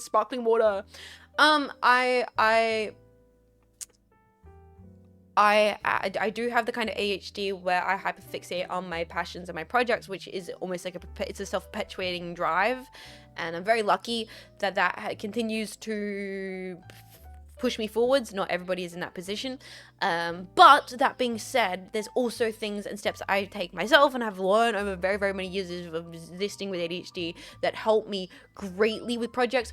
And these are simple things that I've talked about in the past that you don't have to do, but if you want to do, you absolutely can do.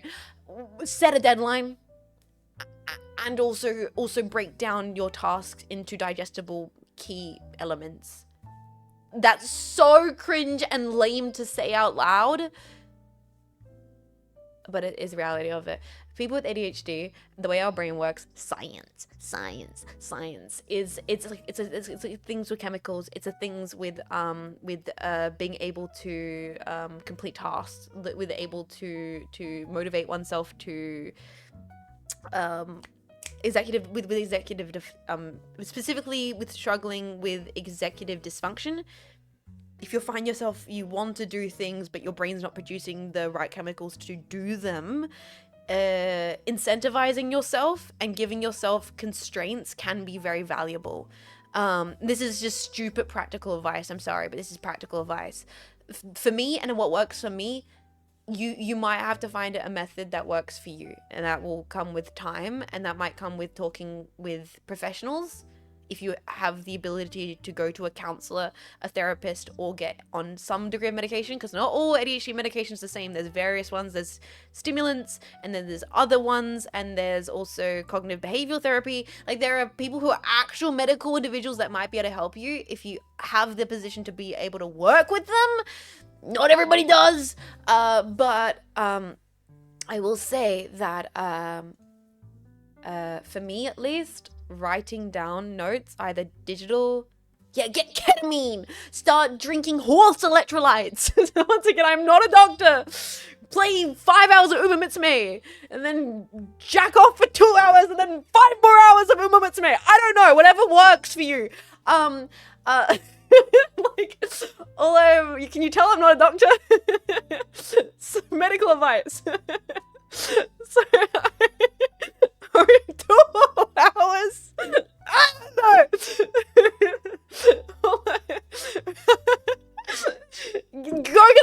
Go get a lobotomy at 4 p.m. No, all I'm saying is, sorry guys. For me, specifically giving myself deadlines is so important. With the person with ADHD, I struggle to get tasks done. So the thing that I've learned is very important to me is force myself to have a time where I have to get the task done, which is very important for myself as a person who's technically self-employed. I'm a self-employed entrepreneur business lady. Things like events, end of year Jets Awards, the anniversary streams, commissions with a deadline, super helpful for me. Then I know when I need to get it done by, and I can put steps in place to get it done by then. That's what I've learned. So hopefully that's helpful for you, and good luck with it, because you're not gonna understand it at first, and it will take some time for you to experiment and reflect on and improve your schedule until you're like, okay, I'm actually getting things done. And there will be days where you're like, oh, I just can't clean. Holy crap, and that's fine. It's okay. You got this, buddy. I believe in you. Entrepreneur. I hardly know her. Mods VIP, that man. Question, what do you want people to take away from the stream? I would like them to take their trash with them. You know, don't just leave the popcorn bucket underneath the chair. Come on, let's be respectful, okay? Leave it better than you found it. I also think... Oh, I don't want to answer this sincerely. Boo! Tomato. I ask everybody this question, and I don't want to have to be the one to answer it sincerely. Oh, there's the follow-up one. This person knows that I ask everybody this question on my podcast. Now they're asking me these questions. You fucker. You fuck. I answer it though. Oh, it's too real. Okay, I love sincerity. Me too. The problem is I am a sincere person, underneath everything, I think I actually suffer from being a bit too sincere. I think it's caught me up a lot as a person, because I will come into friendships and I will present myself with my projects and the things I make in a really sincere way, and sometimes that can be off-putting for people. But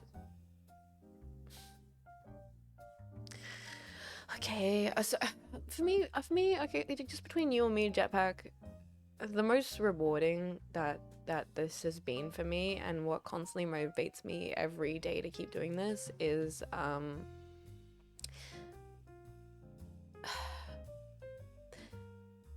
the moments where a member of the community has made something, and I'm not even just talking about art. I'm not talking about something for the stream or something crazy, like a crazy project or a video game. No. Like I'm talking about. I hope people watch what I put out onto the internet and produce, and are encouraged to reflect and have and it provides some degree of self-confidence in exploring their own creativity, you know? I hope that by me failing and getting back up and trying new things and unabashedly, genuinely loving art and my goofy stuff, that other people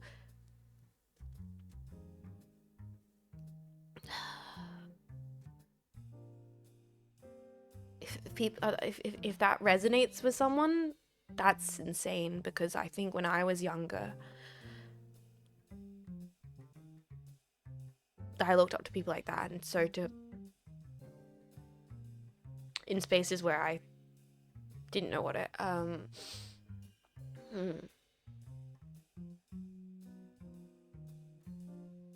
yeah, if I'm able to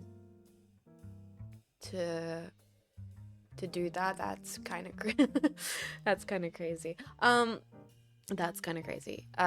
Like drawing, cooking, appreciating the things around you, and not feeling joy and no shame from appreciating the things around you. That's I want people to take that away. I hope. And that's also that it's okay to be a goofy little guy, and hey, you can not spell anything right, and people on the internet will still bully you. And then it's not that serious. I don't know. That life really is not that long and not that serious enough to not go forward with enjoying it as much as you can. That seriously, I don't know. That's super. I don't know if I even get half as close to it, but I hope I yeah. Oh my god, this person has went through and did the whole, what's the last food you ate? What's the last thing you watched? What's your top 3 user emotes? Okay, pause that. We will do that at the end of the stream today. We'll do it. Fuck you. We will. We'll do it at the end of the stream today. I'll go through. I'll show you my last book, my last movie. I'll say it all. I will. Okay. Don't you. Fuck you. Fuck you. It will happen. Let's go. I've got a few more questions to answer before we do those ones though.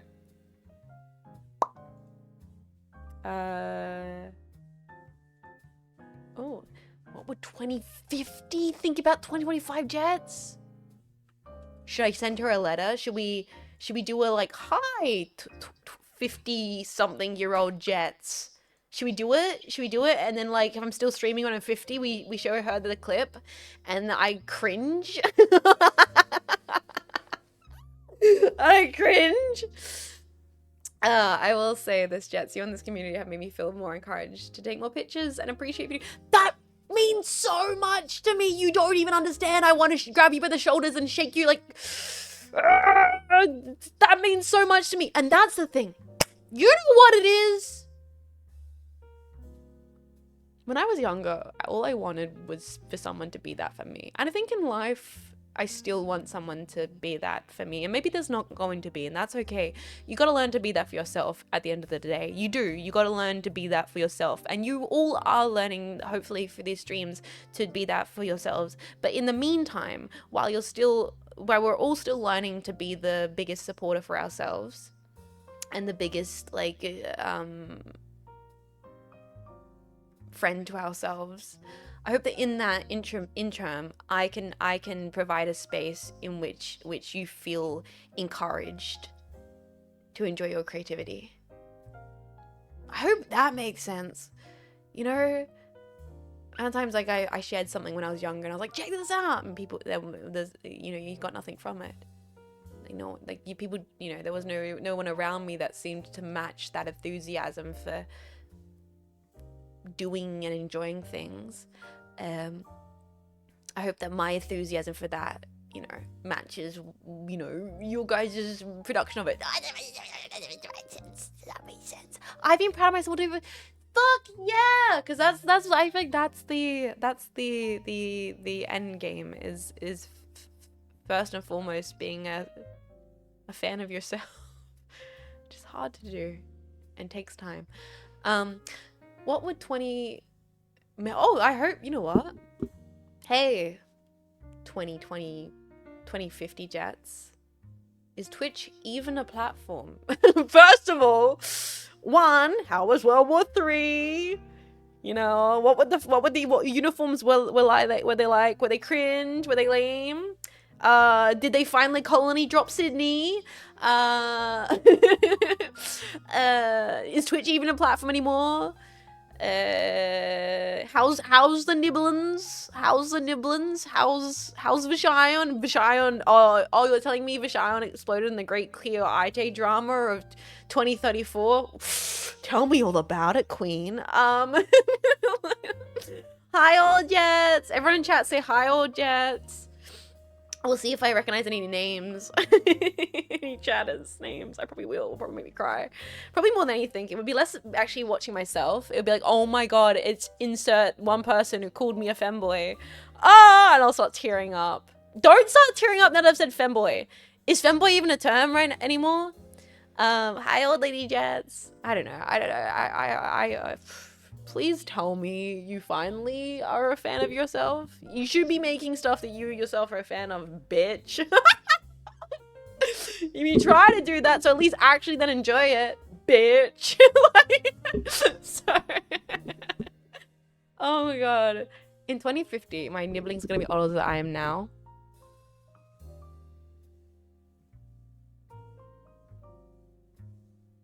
Fuck. Fuck you. Have you found a good partner, old Jets? Or if you haven't, that's cool too. Boys, don't be putting pressure on old Jets. What if she's a happy spinster? How many cats though? Honestly, be real. Be real. You can be honest. You can be vulnerable with us. How many cats? we will judge. We will judge. We're gonna judge. We're judging. We're judging right now. How goes the IRL mecha construction? True. Hello, officially Hag Jets. Yeah, Hag Jets? Did the sexual nature of your community suddenly skyrocket overnight the second you hit 30? Did jetpacks just suddenly become really horny? Is the Bauhaus chair still around? Yeah, exactly. Yeah, let's see. I don't know what else to say. I can't really be sincere other than I feel like I have been sincere. I feel like just this podcast episode in general, a lot has been said.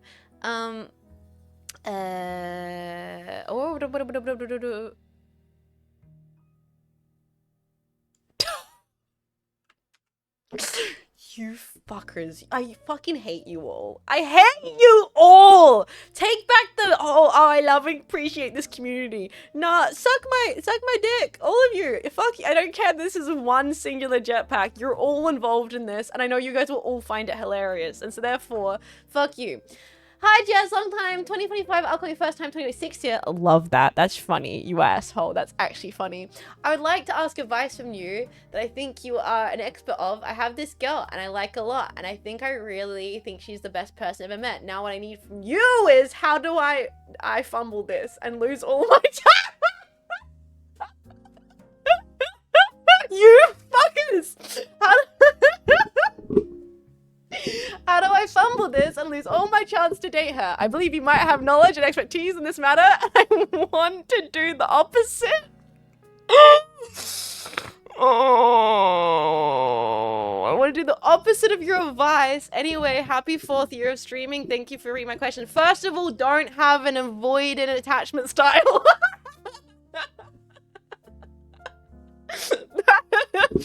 10 out of 10 question, no notes.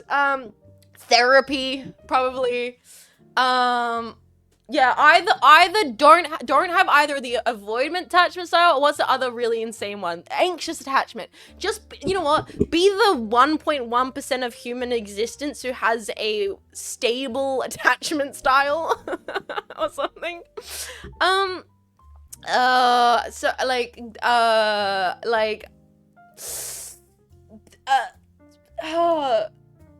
So what do you want from me? Do you want me to describe how to fumble a girl so you can do the opposite? Don't do codependency. Describe. Shut the fuck up, Dodgy. That's what it looks like. Don't be like me, you know. Oh, you motherfucker, this question's so fucking shit. You have to be genuine. Yeah, honestly, from what I understand, man,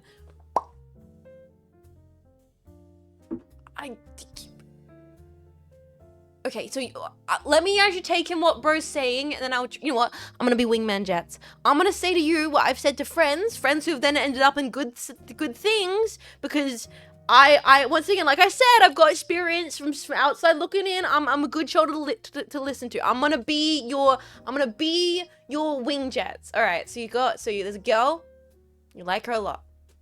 You know, I wish I had a little bit more information here.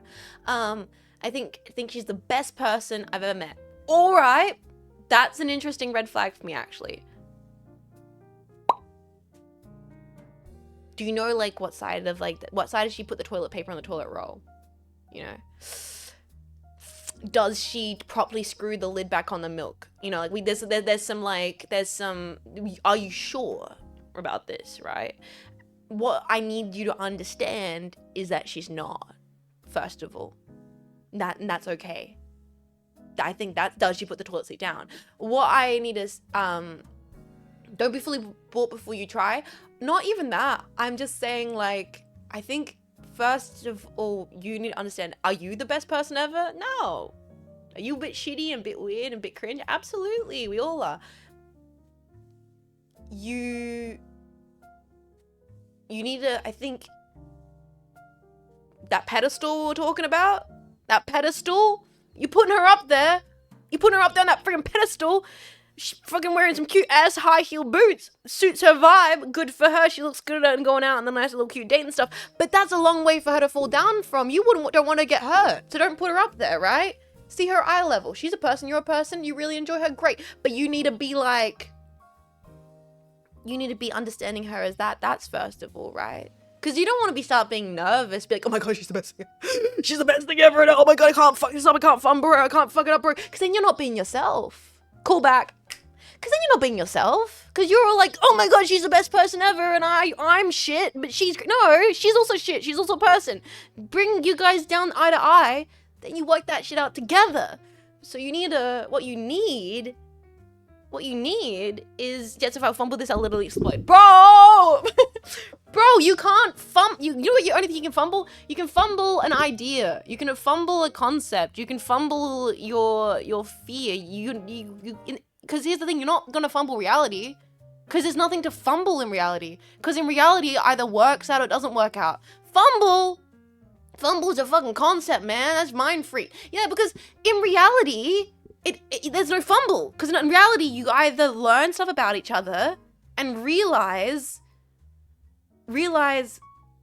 you either don't like each other, or you match in certain ways, or you match in other ways. Fumbling's not even making the attempt, right? If nothing is real, nothing can be fumbled. Oh yeah, watch me. A comedian once said, I need to find someone with luggage that matches mine. Luggage as a suitcase, but also a psychological issue that complements each other. I think one thing James Acaster said in his comedic performance that I liked this year, and I watched, he's something along the lines of, he thinks his relationship's really healthy because every part of them in their life, they would have gotten along. Like, he was like, the little child in me and the little child in her would have been like friends. I was like, that was really cute. But that's not related. That's just like to me talking about a thing a comedian said that I thought was kind of endearing. But no, this is unrelated from the fumble. The fumble is advice, legitimately, is you cannot fumble if you are yourself, right? Because if you are fully yourself and she's fully herself and you're both showing up to that shit honestly and it's vibing, then it will vibe.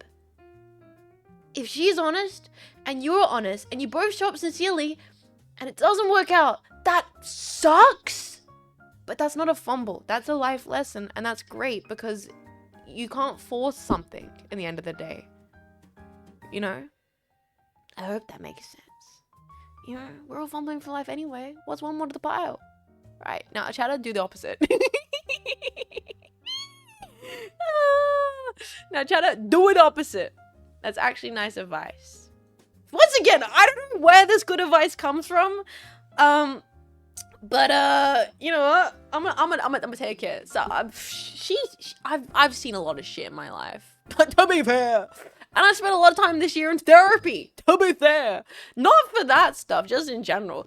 But like, it's more. What if I lost the advice? Well, then you better go catch it. Guys, fake it till you make it? No. Opposite. The opposite of fake it till you make it. Don't fake shit. Specifically, I think that's the last thing you should do in relationships and friendships, mind you. This isn't just for sex, right? This is unrelated to sex, you horny bastards. This is be so for real right now. This also relates to your besties, to your best friends. Don't be like, oh, I don't want to hang out with that person. It's exhausting. Why? Oh, because I have to go, because I have to like act a certain way. Why are you acting in that kind of way around a friend? Bro, that's your friend. That's your homie. You should just be yourself. You should be like, you know, yes, there are some friends that have personality types that like are a bit more exhausting than others. That's one thing.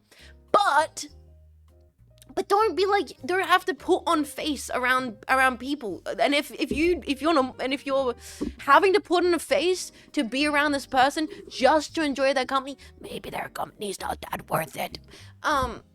Really holding hands, right? We're wholesome here. Jess, but I'm the exhausting, I'm the friend who's exhausted to hang out. Are you sure about that? Maybe that requires some self-reflection. I don't know, man. I don't know. I'm not a therapist. I'm just a tomboy on the internet. And you can do a little kissing, but only if it's the jetpack and only if it's on the lips. You don't want to build any kind of relationship, romantic friendship, on foundation of lies. You don't want it to be built on a foundation of lies, because it just gets tiring, and it just gets tiring. So I kiss it back, scandalous. So yourself is good enough to be yourself. Thank you, Starry-Blot. Now we get into the hi, hello, I'm in your roles again. Now we get to the fun part of the end of the pod, where the pod should be wrapped up about 4 minutes ago, but I'm still talking. And before we do the what's my most used emotes, what's my most listened to song questions, which I know you're all waiting for, you're all excited about. Concrete foundation goes both ways, and that's what we talk about me. Wow. Well, you're wow. Wow. Aren't I just a streamer on the internet? It's all about me, baby. This is my stream. No. Okay, so as some of you may have noticed, some of you may have seen, perused, become aware of, grown and changed as a person this year. Crazy. We talked about it earlier at the start of the stream in the regards of like my opinions on VTubing. Things are changing a lot, and how much that's the 4 years thing of getting into this as a streamer, kind of stumbling into it, then putting all of my energy into it, then putting all my energy into it last year, but then going through a very big change and some mental health struggles last year, and then that continuing into this year, and now ending up where we are currently in the final few weeks of 2025 going to 2026 as I think a very different person from last year, and definitely a very different person from when I started streaming. And it's been not all of it like easy, and was some of it painful and stuff? Absolutely. Did I have that one thing where I was prescribed medication and I genuinely had like a full-on panic response and couldn't get myself off the floor? Yeah, that happened this year and that sucked. But like different but still awkward goofy tomboy. When you're always yourself at the end of the day, some things are just true to you. But when it comes to understanding of myself and understanding of streaming and growing as a person, and I hope for the better. I mean, that's what you're aiming for, right? That's what I've been aiming for, and that's what I think I've done. This year has been very significant for that, for me, and for this stream as well.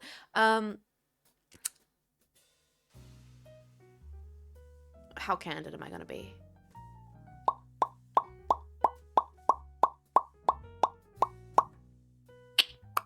I'm not gonna give specifics, but I'm gonna be more candid. Okay, so, at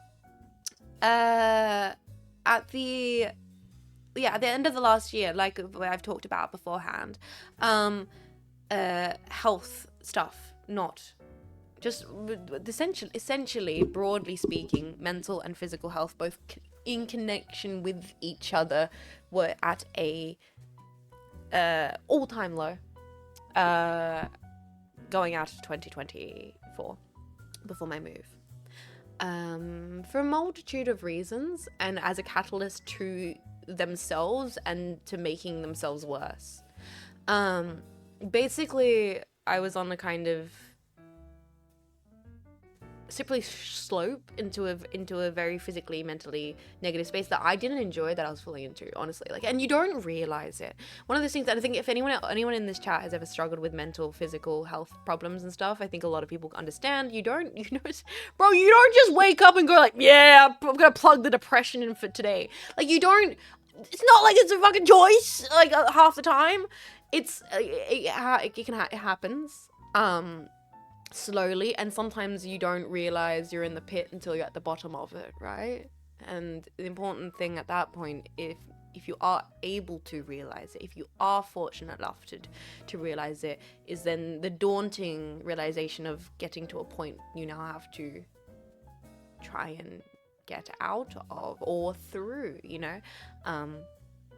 And there was, to maybe some degree, at the end of last year, I wasn't even aware of where I was mentally, physically, and the catalyst of the move and everything, still wasn't really even aware of a whole lot of stuff, but got to a point where I was at a level that flagged up medical health professionals. And don't let yourself get to this point. I always believed the idea of check yourself before you wreck yourself, right? You like to believe you're stronger than you are, right? You want to think that you're not like slippery sloping, or that everything's gonna be okay, you can keep powering through stuff. I'm not an advocate that. I hate the idea of I can't go get support because there are other people who are worse off than I am. That's dangerous, because there's always someone who's worse off than you. That does not discredit if you're feeling like things aren't as good as they could be. That does not discredit that just because there are people who are worse off. You know, I think it's important to say that. I think that's an obvious thing to say. I think I'm just basically just stating known things we're all aware of. For YouTubers as the branch I grabbed before hitting rock bottom. I'm glad that we could be there as a branch for you, and I hope you're doing a lot better. You know, you gotta love your broken shoe, you fucked up self where you're at sometimes. Right. All this is to being said.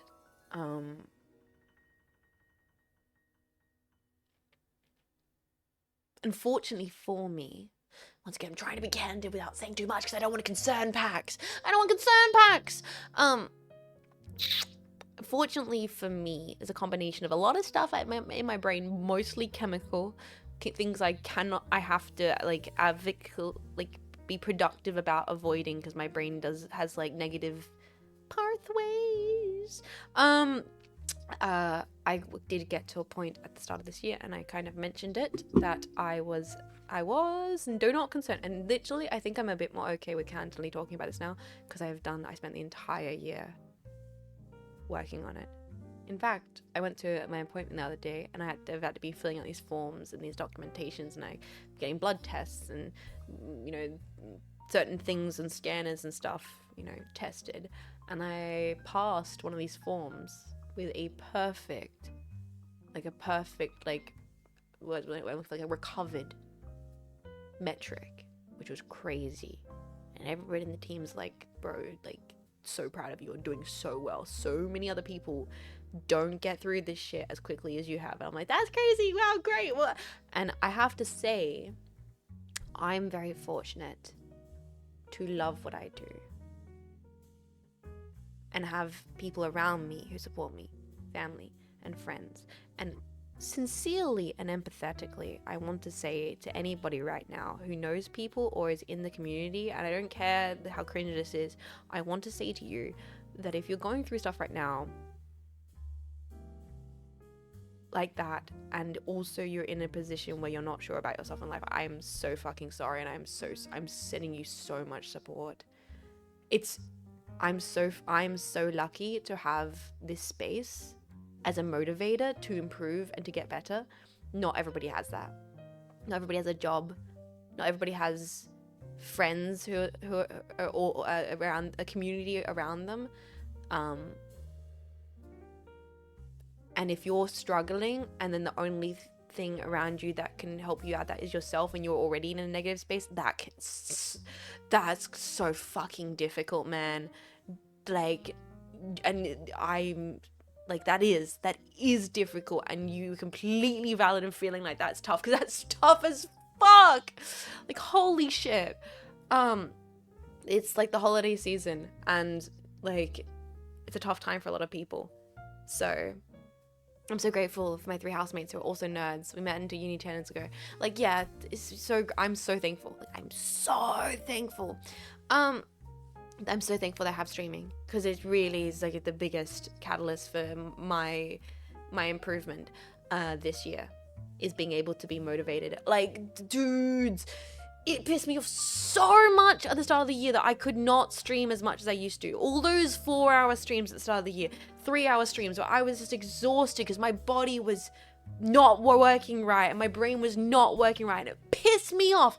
And then recently we've been back to 8-hour streams, and maybe that's not great and healthy. Maybe I need to be more better at doing like 4 streams, but not 8-hour streams because I feel like I have to, because I want to, because I'm having such a good time and I don't want to turn the stream off, and I have the energy and I feel good and I'm like, fuck it, this is great. Like, that's been the best feeling in the entire world for me ever. It's been so good. Because I was not healthy. And it sucks to say that, but I was very sick at the start of this year. Physically, mentally. Like, body was shutting down and brain was shutting down. And it was just because I was not checking in on myself. It was the last thing I was doing was checking in on myself. I was trying to do everything else apart from that. And then this year, and this sounds so stupid.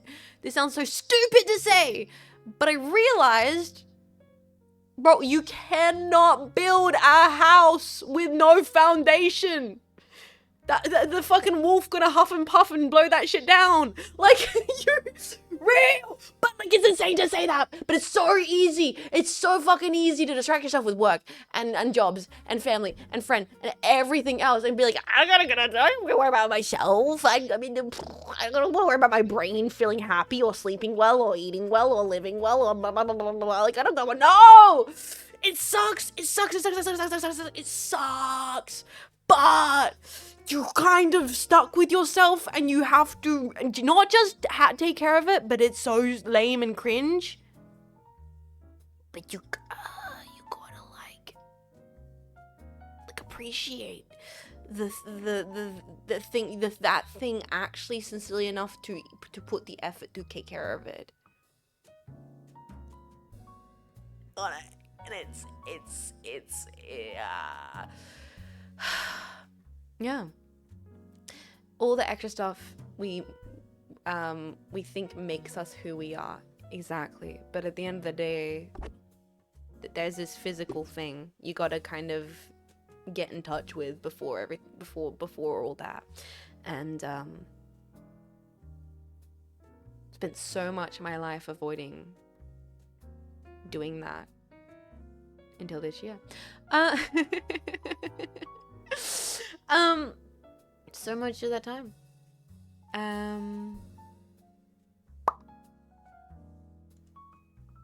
Ooh, what's that question? Sorry. No! Okay, I just went to the next question and these are more dating advice questions. Stop, no, chat. We're not turning the ask me anything into me giving you guys dating advice. Do you realize I am the worst? Why? I mean, first of all, I'm so proud of you all. Like, kings. I'm so proud of you guys for like talking to ladies, being respectful individual.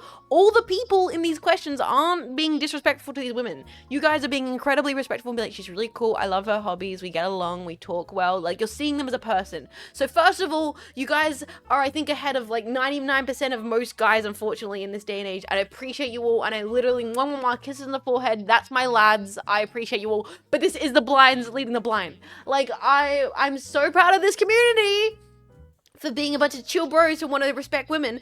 But also, why are you asking me?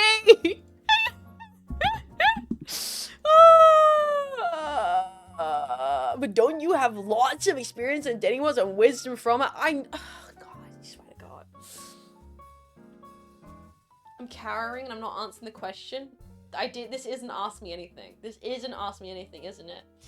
You think we should ask Marco Clear for advice? I don't know about that. Alright.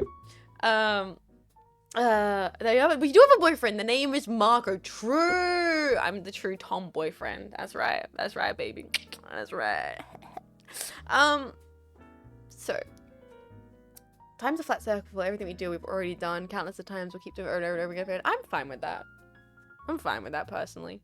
Really am. I'm a big believer, and I like the kind of ticking time bomb of reality. I think it's fucking sick. It means it's a good motivator every day for me to enjoy things to the extreme, and that's not for everybody, and I respect that. And if you believe in Lord and Savior above, I also respect that. For me personally, it's actually a very positive motivator. That's just me personally. And also, I'm okay.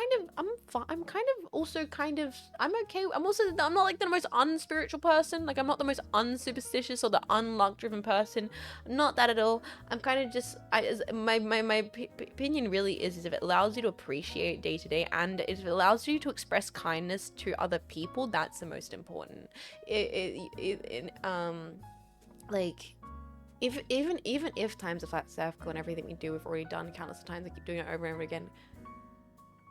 Cool. Well, it's not going to stop me trying to make my flat circle as enjoyable as possible. Wait, is it just a flat circle because I'm the one inside the circle?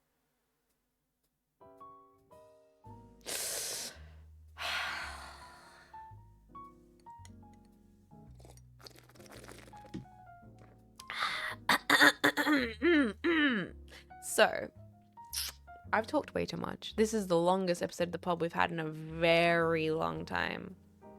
Very long time. I'm not helping you dating on Jetpack. We're going back. We're going back to questions. We're going back.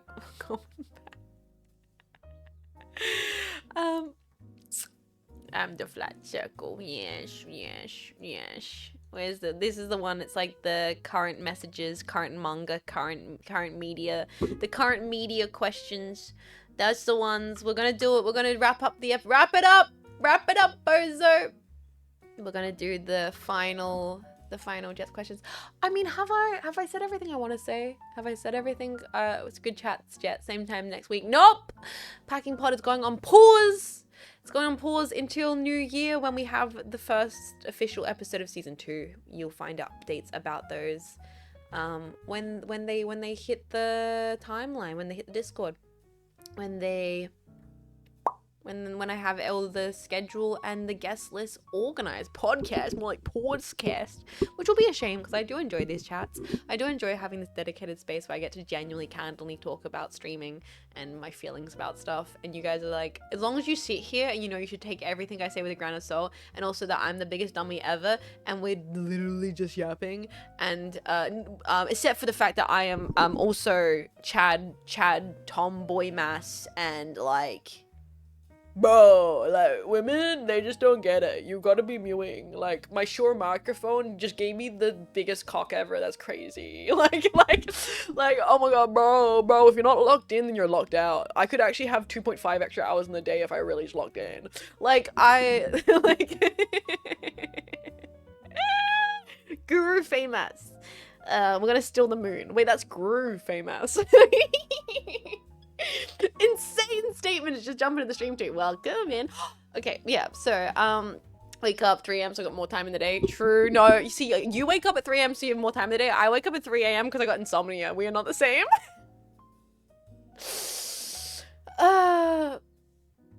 What's this color is your mega chikaati? Don't know what it means. Yes, what color my car is? My car is the most generic car. It's hilarious. I wish I had a fun, bright colored car. That'd be cool. I don't think it's doxing.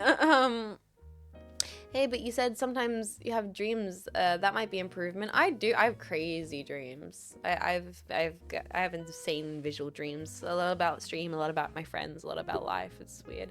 But don't you have a purple car? Oh yeah, no, definitely have a purple car. It's a little tiny purple car. And when I get inside of it, it goes. It's great. It's great. Yeah, it's good. Guy on the car is dirt colored. Bro, go to a car wash. What the fuck?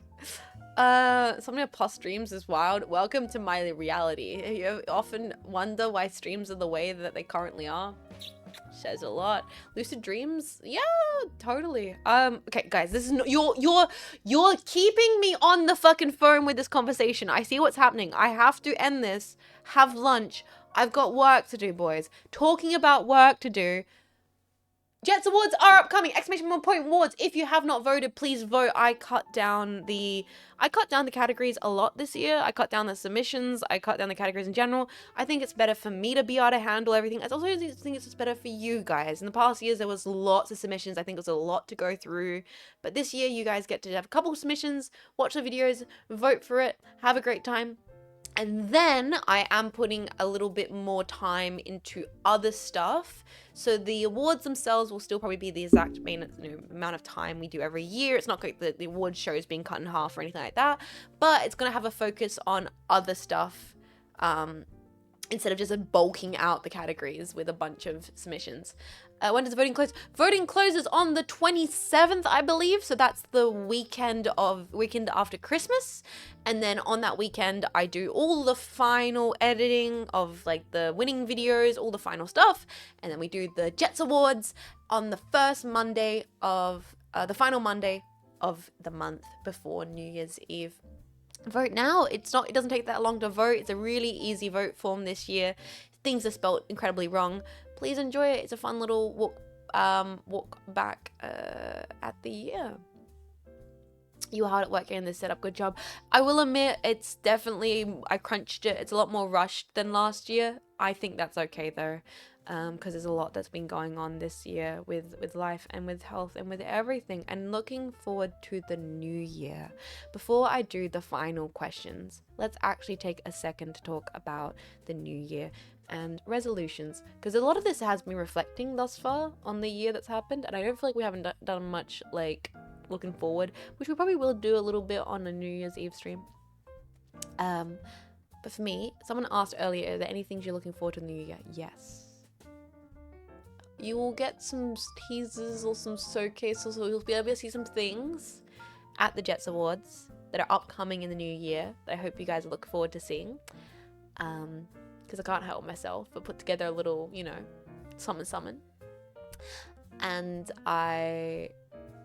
in saying that, there's some cool projects that, I don't know, are a bit different. A bit different than anything I've done before, but have really inspired me in a way that some of the other projects I've not worked on have got me inspired. Like, it's very cool that I hope you guys think is as cool as I think it is. That's what I want to say. It's a bit different to other stuff I've done before, but I hope you guys think it's just as cool. More projects with cooking and IRL painting and stuff like that. That's a big thing I'd love to do in the new year, aside from these other things. Mixed media, some other stuff, and more. I want to do more collabs, more stuff with Vishayon. I do hope some more positive sponsorship opportunities, and get through a bunch more brilliant games. We didn't get through as many games this year because I was so preoccupied in health stuff. In fact, a big thing for me next year is I've talked to my entire medical team, actually. Because I basically had like doctor's appointments. For those that don't know, I had basically doctor's appointments every other week. If not, I had doctor's appointments fortnightly, every fortnight, and then additional ones were in between that. So it was almost weekly. And I talked to my team, and I'm like, I'm doing so much better in my health. I'm moving stuff to monthly, which allows so much more time in the week to work on stuff. And with that being said, now this is actually going to be a bit difficult, but I think it's very important that I commit to this. I think we might try only 4 streams a week in the new year. I've basically done almost 5 streams a week for the longest time. And some points there was like, I was doing 6 streams a week. At some points I was doing almost 7 streams a week. I think it was like in like 2023. We're going to try it for a bit. There will be weeks where I will stream more. There will be weeks, so I'll probably stream less because crazy things will happen. I want to try having 4 days off so I have a proper day. Yes. Because I'm still going to work on those days off. But this year, for the last 5 months, I've not had a day where I've not had a day off. And I that one extra day, I think will be so beneficial for me as a streamer. Because I'll be able to go out and do stuff, either with family or friends or by myself, and I'll be able to give me this little extra time to work on additional projects, work on additional ideas, chip away at personal art. And I think through that, having that one extra day, I think a lot will actually come from it. That one extra day, I think, will be where I go, oh, here's a cool idea, and here's a cool idea. This year, I've not really had as much time to be able to do that. And I think in the new year, we're doing a 4-day-a-week schedule. I will probably get a little bit of separation anxiety. She actually added 24 hours into her week. Yo! This one crazy trick to add 24 hours into your week. So I might, that's one thing I wanted to talk about, is a 4-day work week. Still gonna be long streams, still gonna be working through series, still gonna be a bunch of stuff. When the Unpacking pod comes back, we might go back up to the 5 days, because the Unpacking pod is a half day. But it'll be like 4 dedicated full streams, and then we'll see everything around that. Make sure you hold us tightly if you miss us. I've got so many jetpacks everywhere. He's still in the Bauhaus chair. I had coffee with him this morning. I sat in the morning sun with my jetpack plush and my coffee, and I scrolled on Twitter. It was great. I love the occasional afternoon Plamo stream. I love building along with you. Yeah, more things like that. I will probably still do an extra 5th stream here and there. A little Plamo, a little Unpacking pod, a shorter stream. So not, but in general, I think that's a really positive thing for me to do. Or to think to do. You'd always do something like to do a movie with the community. Like, that completely fell to the wayside. Opportunities for having even the time to do that completely went out this window this year with health and obligations. And I want to be able to give myself the time to even consider doing things like watch alongs again. And so I think making that decision to only do 4 days is important, and that will allow the opportunity to do more stuff like that in the future. And tennis! I want to have time to get into tennis! Boys! Tennis! I had my racket. I've still not properly had the chance to I've not had the time. I've not had the time to tennis. It's fucking devastating. What the fuck? So yeah, we gotta give time for tennis. Tennis! Oh, you might need a tennis when the itch to stream. Yeah, I'll like try and like cope with no streaming by tennising. That's a great idea. So that's what to look forward to in the new year. Basically, balance, and I hope through that balance, I know through that balance, it's gonna actually give more opportunity for projects that have genuine time and aren't being crushed and aren't being like rushed at the last second to get things done and be like, I wasn't forcing myself to the final moment. I'm like, I got it done in the last second. I think that's gonna be sick. I'm so looking forward to that. I'm so fucking looking forward to that. Boys, it's gonna be great. It's gonna be awesome. And now,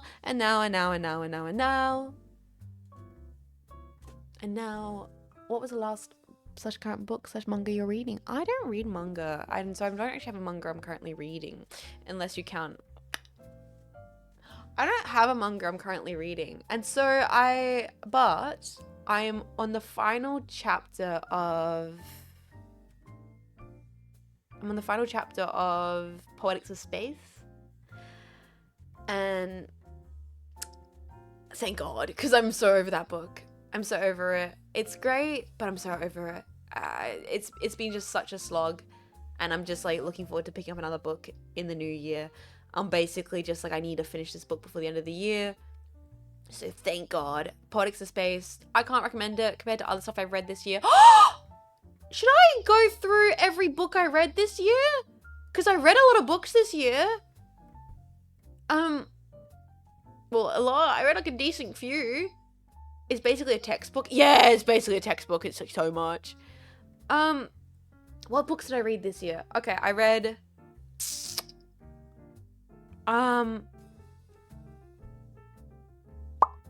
What did I read this year? I think I started the year by reading On Photography by Susan Sontag. I reread the first essay for the first time since university, and I really enjoyed it. And then I finished the entirety of the book, and that was brilliant. So I started with On Photography. Then I read... I might have to go to my bookshelf. I finished Anthony Bourdain at the end of last year. Oh, I read that one by my favorite author, by Vonnegut. I read the Vonnegut book this year. That was great. What the fuck, Phoenix? Brother, thank you. No, I didn't read Slaughterhouse this year. I've already read Slaughterhouse. Phoenix, thank you for 14 months. Drive by resub, gonna donate, then leave. Thank you. Appreciate that. Thank you. Thank you so much, Phoenix, for the support and the 5. You didn't have to do that. Thank you. Have a lovely rest of your day. Guys, I'm just gonna go. Give me a second. Hold that thought. I'm just gonna go literally run to my bookshelf, grab the books I've been reading. Give me a second.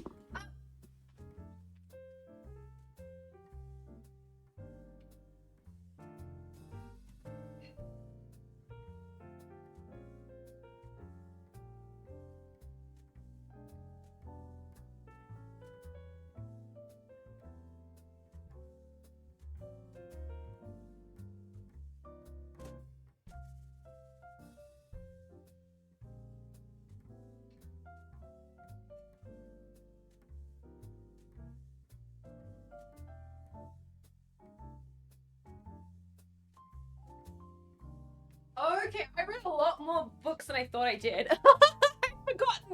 I'd forgotten half of these. Okay, guys, okay. I'd forgotten I read half of these. Some of these were small. Okay, so what did I read this year? Okay, I read...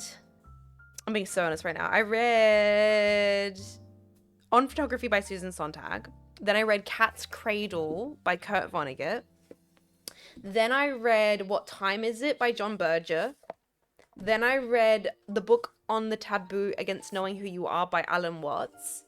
Then I read Susan Sontag on Women. Then I read What Artists Wear by Charlie Porter. Then I actually read, and I was critical of this book. There were some things in it that I found was interesting, and there were some things I thought aged very poorly. But I actually read The Female Eunuch by Germaine Greer. Crazy. That was a crazy read. It's like one of those hallmarks of feminine critique. And I was like, I gotta do it once in my life. And I was critical of it. Then I read Allen Ginsberg's Television Was a Baby Crawling Towards the Death Chamber. And then I'm currently reading Gaston Bachel's Poetics of Space. And it is fucking dense. So that's what I read this year. Oh yeah, Notes on Camp is classic. Notes on Camp is an iconic piece of arts essay. I have read it before. That one sounds cool. Poetics of Space is just dense. It's but the French. It's so French. It's so French, and it's so dense. And I'm like, I have to get it finished before the end of the year. I think the one that with the most pages is the one I'm currently working through. Female Eunuch was also quite beefy, but that was an easier read than this is. Yeah, it's very French, but all very good for different reasons. Some of them I didn't like that much. Like, I thought What Artists Wear wasn't that interesting. I was quite critical of Germaine. What Time Is It is great. What Time Is It's really good, but I love John Berger, and I always will love John Berger. Cat's Cradle wasn't credible, not as good as Sort of How Five for me. Allen Ginsberg was great. There's a whole segment which is just poop jokes. Like, that was funny. Like, I liked the page which was just like poop joke comedy. That was really good. And Alan Watts was quite enjoyable, and I talked a lot with it to my sister, because there's a large segment in it about raising children with a sense of self-confidence. I mean, my sister had some really great conversations over that book. Yeah, it was a good year of reading. So there you go. That's the Jets what I read this year stack of books. It's beefy as hell. It's very Jets core. Not all of it good, but I'm glad I read all of it. That's the thing. Like, even if you don't agree with some of what like the author said, or you're like, that's boring, that's bad writing, you can only learn that by reading more and more and more. So it's all pretty deep and heady.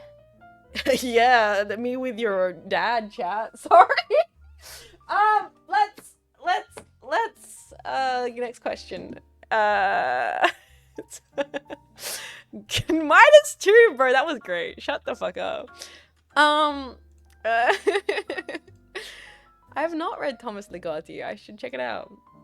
Probably should have read Frankenstein. I have that on my shelf. I'm gonna read Sartre after I finish Gaston Bachelard, though. I'm gonna read Sartre and then finally finish Tropic of Cancer. That's my 2 goals for next year. That's my next 2 books on my shelf. What's the last / current TV show / anime you're watching? I finished Chainsaw Man. I haven't watched the Reze movie yet. Last movie I watched was with Mako Vivi Rumi-chan. I watched Wake Up Ye Dead Man in cinema. Before that, I watched Beautiful Boy, which was quite good. And the current TV show I'm watching after Chainsaw, Bake Off. I'm currently watching Bake Off. I'm watching Bake Off season 17. Kojima watched that. I weirdly agree with Kojima. That's what I'm gonna say. Angel's Egg, I saw that in cinema. I'm currently watching lots of Bake Off. What's the last song I listened to? Actually, I got no idea. Let's see this. Let's see this.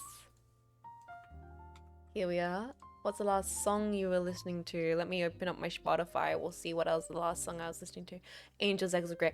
I'm so happy I somehow tricked a bunch of jetpacks into watching that by telling you all not to go see it. That's my greatest achievement this year. I was like, I can't recommend this to anybody. I was like, I cannot recommend this to you at all. And then a bunch of jetpack went and saw it, and I was like, oh well, fuck me then, I guess. You bastards. Oh, I was listening to Sun Kill Moon, which is, I think they're a little bit controversial, but the music's so good. I was listening to Gentle Moon. Let me play this. Pause this.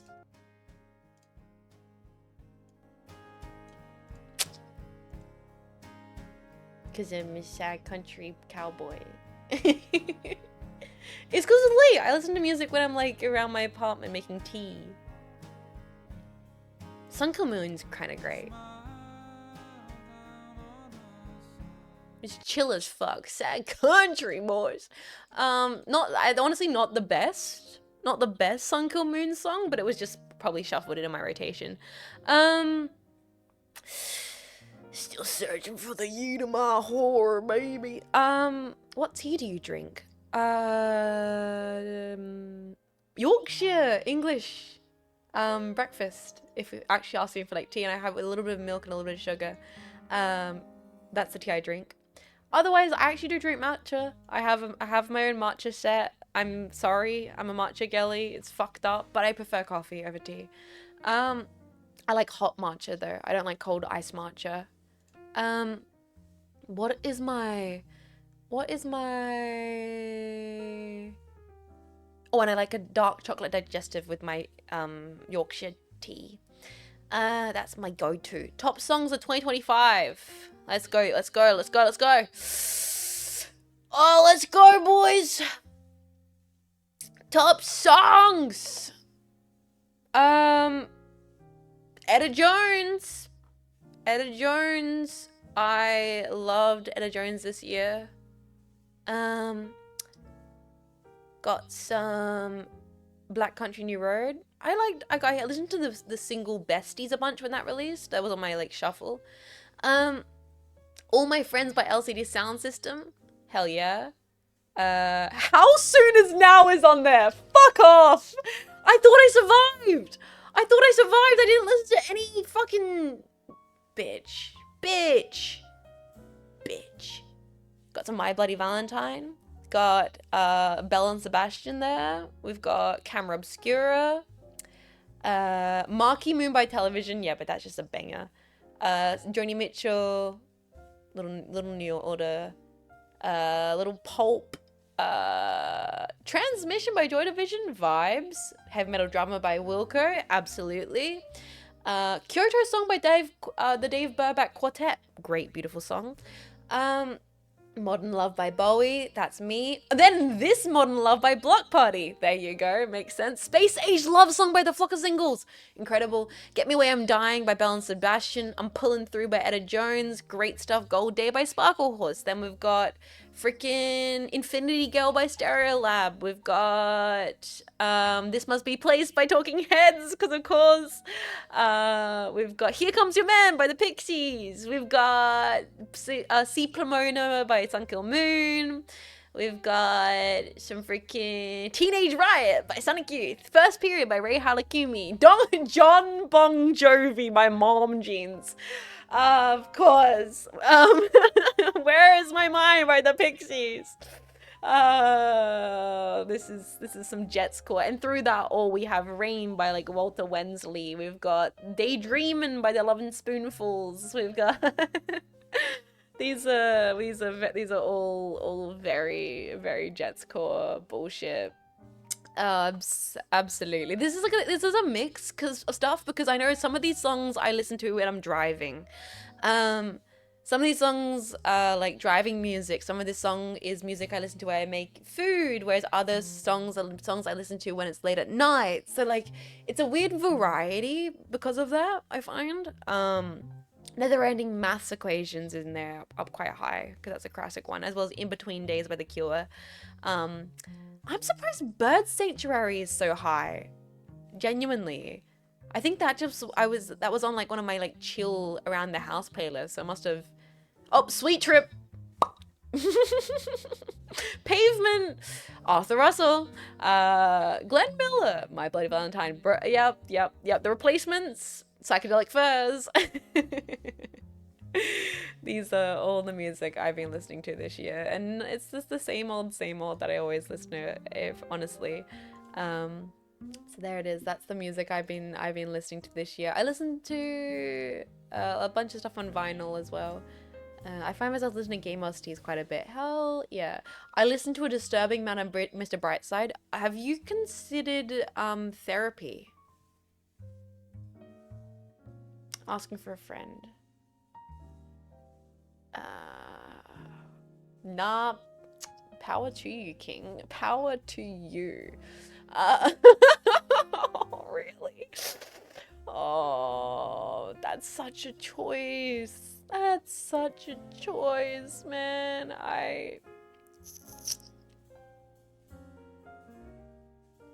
Really? I'm surprised no Gordy Grep was on here. I listened to a fuck ton of Black Midi, Gordy Grep and Squids this year, and they're not on my top 100 songs. That kind of pisses me off. Because I definitely listen to them. Oh, you know what song I listened to a ton? Fucking this song from the Chongqing Express soundtrack. Guys, I freaking was like, I was like, because I love the Chongqing Express movie. Great movie. But wait for it. It's not gonna play because it's a really long intro. Fuck. Wait for it! Fei Wong. Love Fei Wong. Wait for it.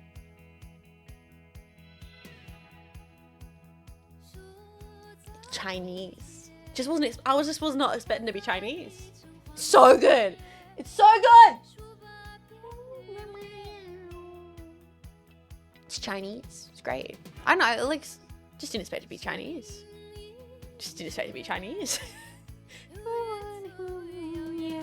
I've got no idea what she's saying. Well, I do know what she's saying because I know the original lyrics of the original song, but I genuinely think her cover is better in every single way. I think her cover is so much better. What's the last meal I ate? Oh my god, the boomers hate her, guys. The boomers hate her. Guys, I need to end the stream. It's almost been 3 hours. I'm so sorry. Sorry. I've taken the longest ever to finish this segment of the stream.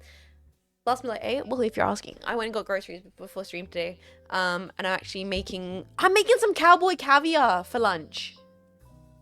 I've had cowboy caviar saved in my recipe box for ages and I haven't made it yet. And I've never ate it before. And I'm gonna make myself some cowboy caviar for lunch. I'm looking forward to that. Cowboy caviar. It's apparently like a popular side in America, or maybe it's not. It's like a mixture of onions, corn, black beans, tomatoes, jalapenos, coriander, red wine vinegar, sugar, and olive oil. And it's like you eat it with the corn chips and stuff. And I've never had it before. And it's meant to be delicious. And I'm making that for lunch. But that's not the last meal I ate. Last meal I ate is boomers hate her. I had avocado on toast. I had avocado on toast with an egg, and I had it with a white peach because peaches are in season in Australia. Oh, and I had a couple cherries because it's cherry season, and I had a little Lindt chocolate ball because I finished wrapping everyone's I finished wrapping up everybody's Christmas gifts, and I put little Lindt chocolates in everybody's Christmas stockings, and I ate one for myself. Yeah, the boomers hate me because I eat Avo on toast, and now I can never own a house. This is so sad. It's not that I care about having healthy fats in my diet. Nope. Got nothing to do with that. It's all got to do with the fact that I hate the idea of owning property, and so I just have to just keep on buying avocados. Widest meal in existence. Are you aware of my complexion, sir? Sir. Wait, oh, I don't have the thing which makes me look bright when I lean forwards. It's cherry season. I'm so excited about it. All right. Top emotes. I'm about to be exposed. This is the final question for the day, gentlemen. Let's do it. Sorry, I didn't realize it was my top ones. I didn't realize it was my top ones. Guys, I haven't like. You know what song I'm obsessed with recently? Okay, when we end the stream today, I'm gonna play my current song obsession to you all because I used to do that at the end of pods and it's been so long. Here it is. Here's my top 4. The top 3? Okay, I'll show my top 4. My top 4 most used emotes. These ones here. I don't know why it's for me. It's the Pepebig. I don't know why I don't use the Prey Pack. I also use Prey Pack. I think it's because I use Pepe in business chats less than the Jetpack emote because he feels more general. Like when I'm talking to brands, I'm like, thank you for your time, Prey Pepe, instead of using the Jetpack because I'm like, what if they're not like a real one and they don't know? So these are my top 4 emotes. I can't. Bongo Pack, Snap Pack, and Prey. He's more professional. Pepe's more professional. I feel like he's my 4 emotions. And then what are my ones on my phone? Give me a second. I got no idea. I've got no idea.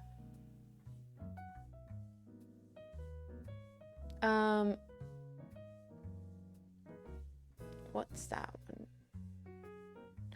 It is, my most recent is the nodding face. Okay, this makes sense. It makes sense because I use them for when I post on Twitter. It's the nodding face. It's the purple heart. It's the default smiley. And then it's the panic face with like the singular tear and like the stress. Like the stress look. That's me. That's my top. That's my top 4. I'm surprised it's not saxophone caterpillar. Because saxophone caterpillar is my favorite. I love peace sign, nod, and I love saxophone caterpillar. They're the best emotes on default mobile. This is, yeah. What about saxophone duck? Saxophone duck's also really good. I'm surprised you're doing it with Gleeby or more. I think I go through phases. Sometimes it's more Gleeby Glob. Sometimes it is. Saxophone duck's also really good. Well, there it is, guys. There's my top emotes. There it is. The end of Unpacking Season 1. The official first ever season of the Unpacking podcast. Thank you guys so much for making this even a thing. Thank you guys for making this a thing, for enjoying this. When I started doing the podcast, it was truly because at the start of this year, being honest, at the start of this year, my physical and mental health meant I couldn't do long streams. But I wanted to do streams. And my schedule being what it was and having to go to doctor's appointments so much meant my schedule was all fucked up and I couldn't do long streams. And I thought, fuck it. I'll just do this little podcasty thing because I really want to stream, but I can't do long streams. So I started. And if people hate it, that's fine. We'll go back to other stuff. But then out of all craziness, not only do you guys like it and keep coming back to it and enjoy it and ask great questions, brilliant questions, you guys then encouraged me. You guys encouraged me to do the guests. I was never gonna have guests on this show. Like, I was never gonna have guests. It was never meant to even be a podcast. I was never meant to even have guests. I never even thought it was gonna be on the VOD channel. Yes, but I'm gonna ask, by the way, this is not on Spotify or Apple or anything like that. Currently, I'm open to looking into doing that for future seasons because people have enjoyed it so much. Never planned on doing that, but I will look into it. But currently you can find it on the VOD channel. It has its own category. It's under podcasts. It's separate from all the other VODs. There is a playlist for season 1 and there is a playlist for season 2 and the bonus episodes. You can enjoy them. They're in order. There for you guys to enjoy because you guys have enjoyed them. I've had Jetpacks be like, oh, I went back on the VODs and like I'm watching through the podcast, and that's crazy. I'm so thankful for that. So yeah, You're amazing. No, you're breathtaking. Now add a 5-minute hard-hitting grilling question section for shock value. I might have to. We'll get like some crazy clips of the podcast. Jean Faymas is asking VTubers, what?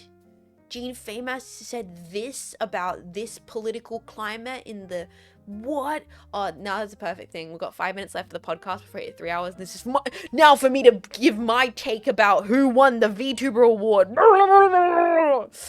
Like it fucking matters. Like we should give a shit about it. Like people aren't just using it as an excuse to throw fucking turds at each other and bring each other down for some reason. No!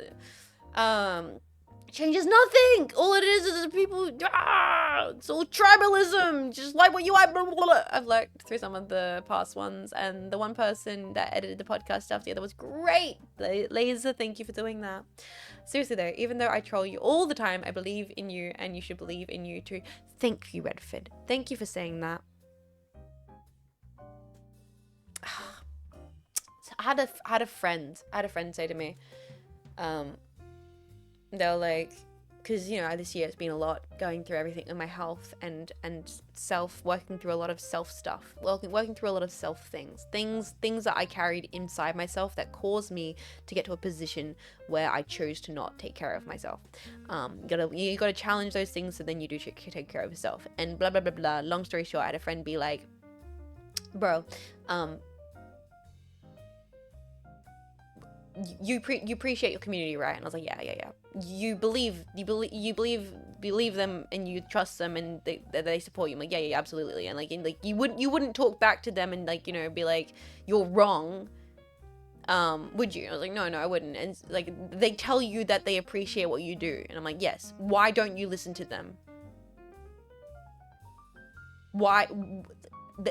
Shut the fuck up. I was like, like, and you sometimes need to have that shit said to you, because then you sit there and you go, oh fuck, you're right. So yeah, thank you for forcing me to have to literally look in a mirror and logically be like, well, god damn it, fuck, these motherfuckers do appreciate what I do. That's insane. Yeah, fuck it. Logicked into shit. That's fucked. Fuck. Get appreciated, Bungus. Well, hey, if I keep on making stuff that you appreciate, then that's my goddamn joy. That's my goddamn joy, and I'm gonna keep on doing that. Also, Clee, hi, welcome in. How you doing? Get healthy, Lucifer. Maybe I will, forehead. Maybe I will take care of myself, you dummies. And I absolutely will. Improve yourself now. Right back at you. Right back. If I can do it, I think you guys got a pretty solid chance. You've seen me play video games. You've seen me play video games and fumble. You've seen me try and socialize with people and make friends. If I can do it, I think you guys have got a pretty solid chance of being pretty alright in this world. I think you guys got a pretty solid chance. If not, honestly, even more than solid. Now what song have I been listening? Boys, I've realized I literally love a country tune. I'm such an old man. Thank you for accepting us bullying you into a better understanding. Thank you for doing it, as stupid as that sounds. Once again, I'm very lucky. I'm so lucky to have a position in which I'm forced to check myself. Kiwi! What the fuck? Number 7 Dad Month Fund. Oh, bro, I actually appreciate that. What the fuck? I literally need to get. I am a sensitive old man, dude. I am. I'm a sensitive old man. It's so true. Thank you, Kiwi. I will actually get myself another mug. You bastard, Kiwi. Thank you, thank you. You son of a bitch. Son of a bitch. Bros, I am such a sensitive old man. It's so real. So real. Please, I'm looking for a new year. More collabs with really cool, fun people. More pushing myself outside the comfort zone. More creating stuff, but also above all of that, not just doing more, also finding the ability to do less, which actually secretly means doing more. But that's, you know, that's just between me. Okay, we're gonna more homie collecting, more making stuff. And this is the song that I'm freaking obsessed with. I'm fucking obsessed with I think I've listened to this song, like, it's bad too, because you shouldn't listen to a song a lot because you'll get sick of it. But it's so vibey. It's so vibey. It's so country. It's great. We're gonna find someone to raid. Who's live on the internet? Who's live on this freaking platform? Doing less sometimes takes a lot of work. I love this song, man. It's so good. It's so country. When time gets so hard, run about the moon, dream about the stars. Oh, I love it. Rooms in old hotel rooms, girls in daddy's cars. I'm so into it. I love it. Dream about the stars. Oh. In the morning, cocaine afternoons, rock about the weather, dream about the news. Oh, this is such a vibe. Those long distance, tell you how you been. Who's alive? The dogs on you exaggerate the winds. Who's alive? Ready? When to stop, to let them know you got it now. Just another town on the road. Alright, we're gonna go raid the wonderful Nyada. It's Phase Connect Love. Please go lovely to her. She's wonderful. You're wonderful. I'll see you guys tomorrow for Doom. I'll see you guys tomorrow for Doom. We're gonna be probably trying to finish it. We're gonna try and finish Doom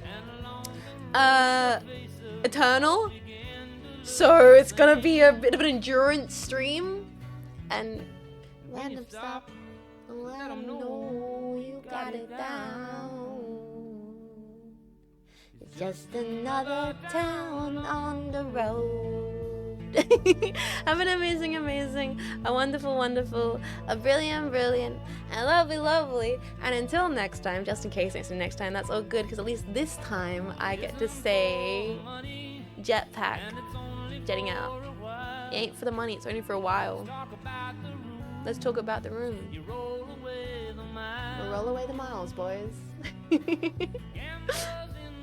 I think there's a reason why this song I've been a bit obsessed with. There's a little bit of reason. I'll see you later, lads. Thank you for listening to your boss. You got it down.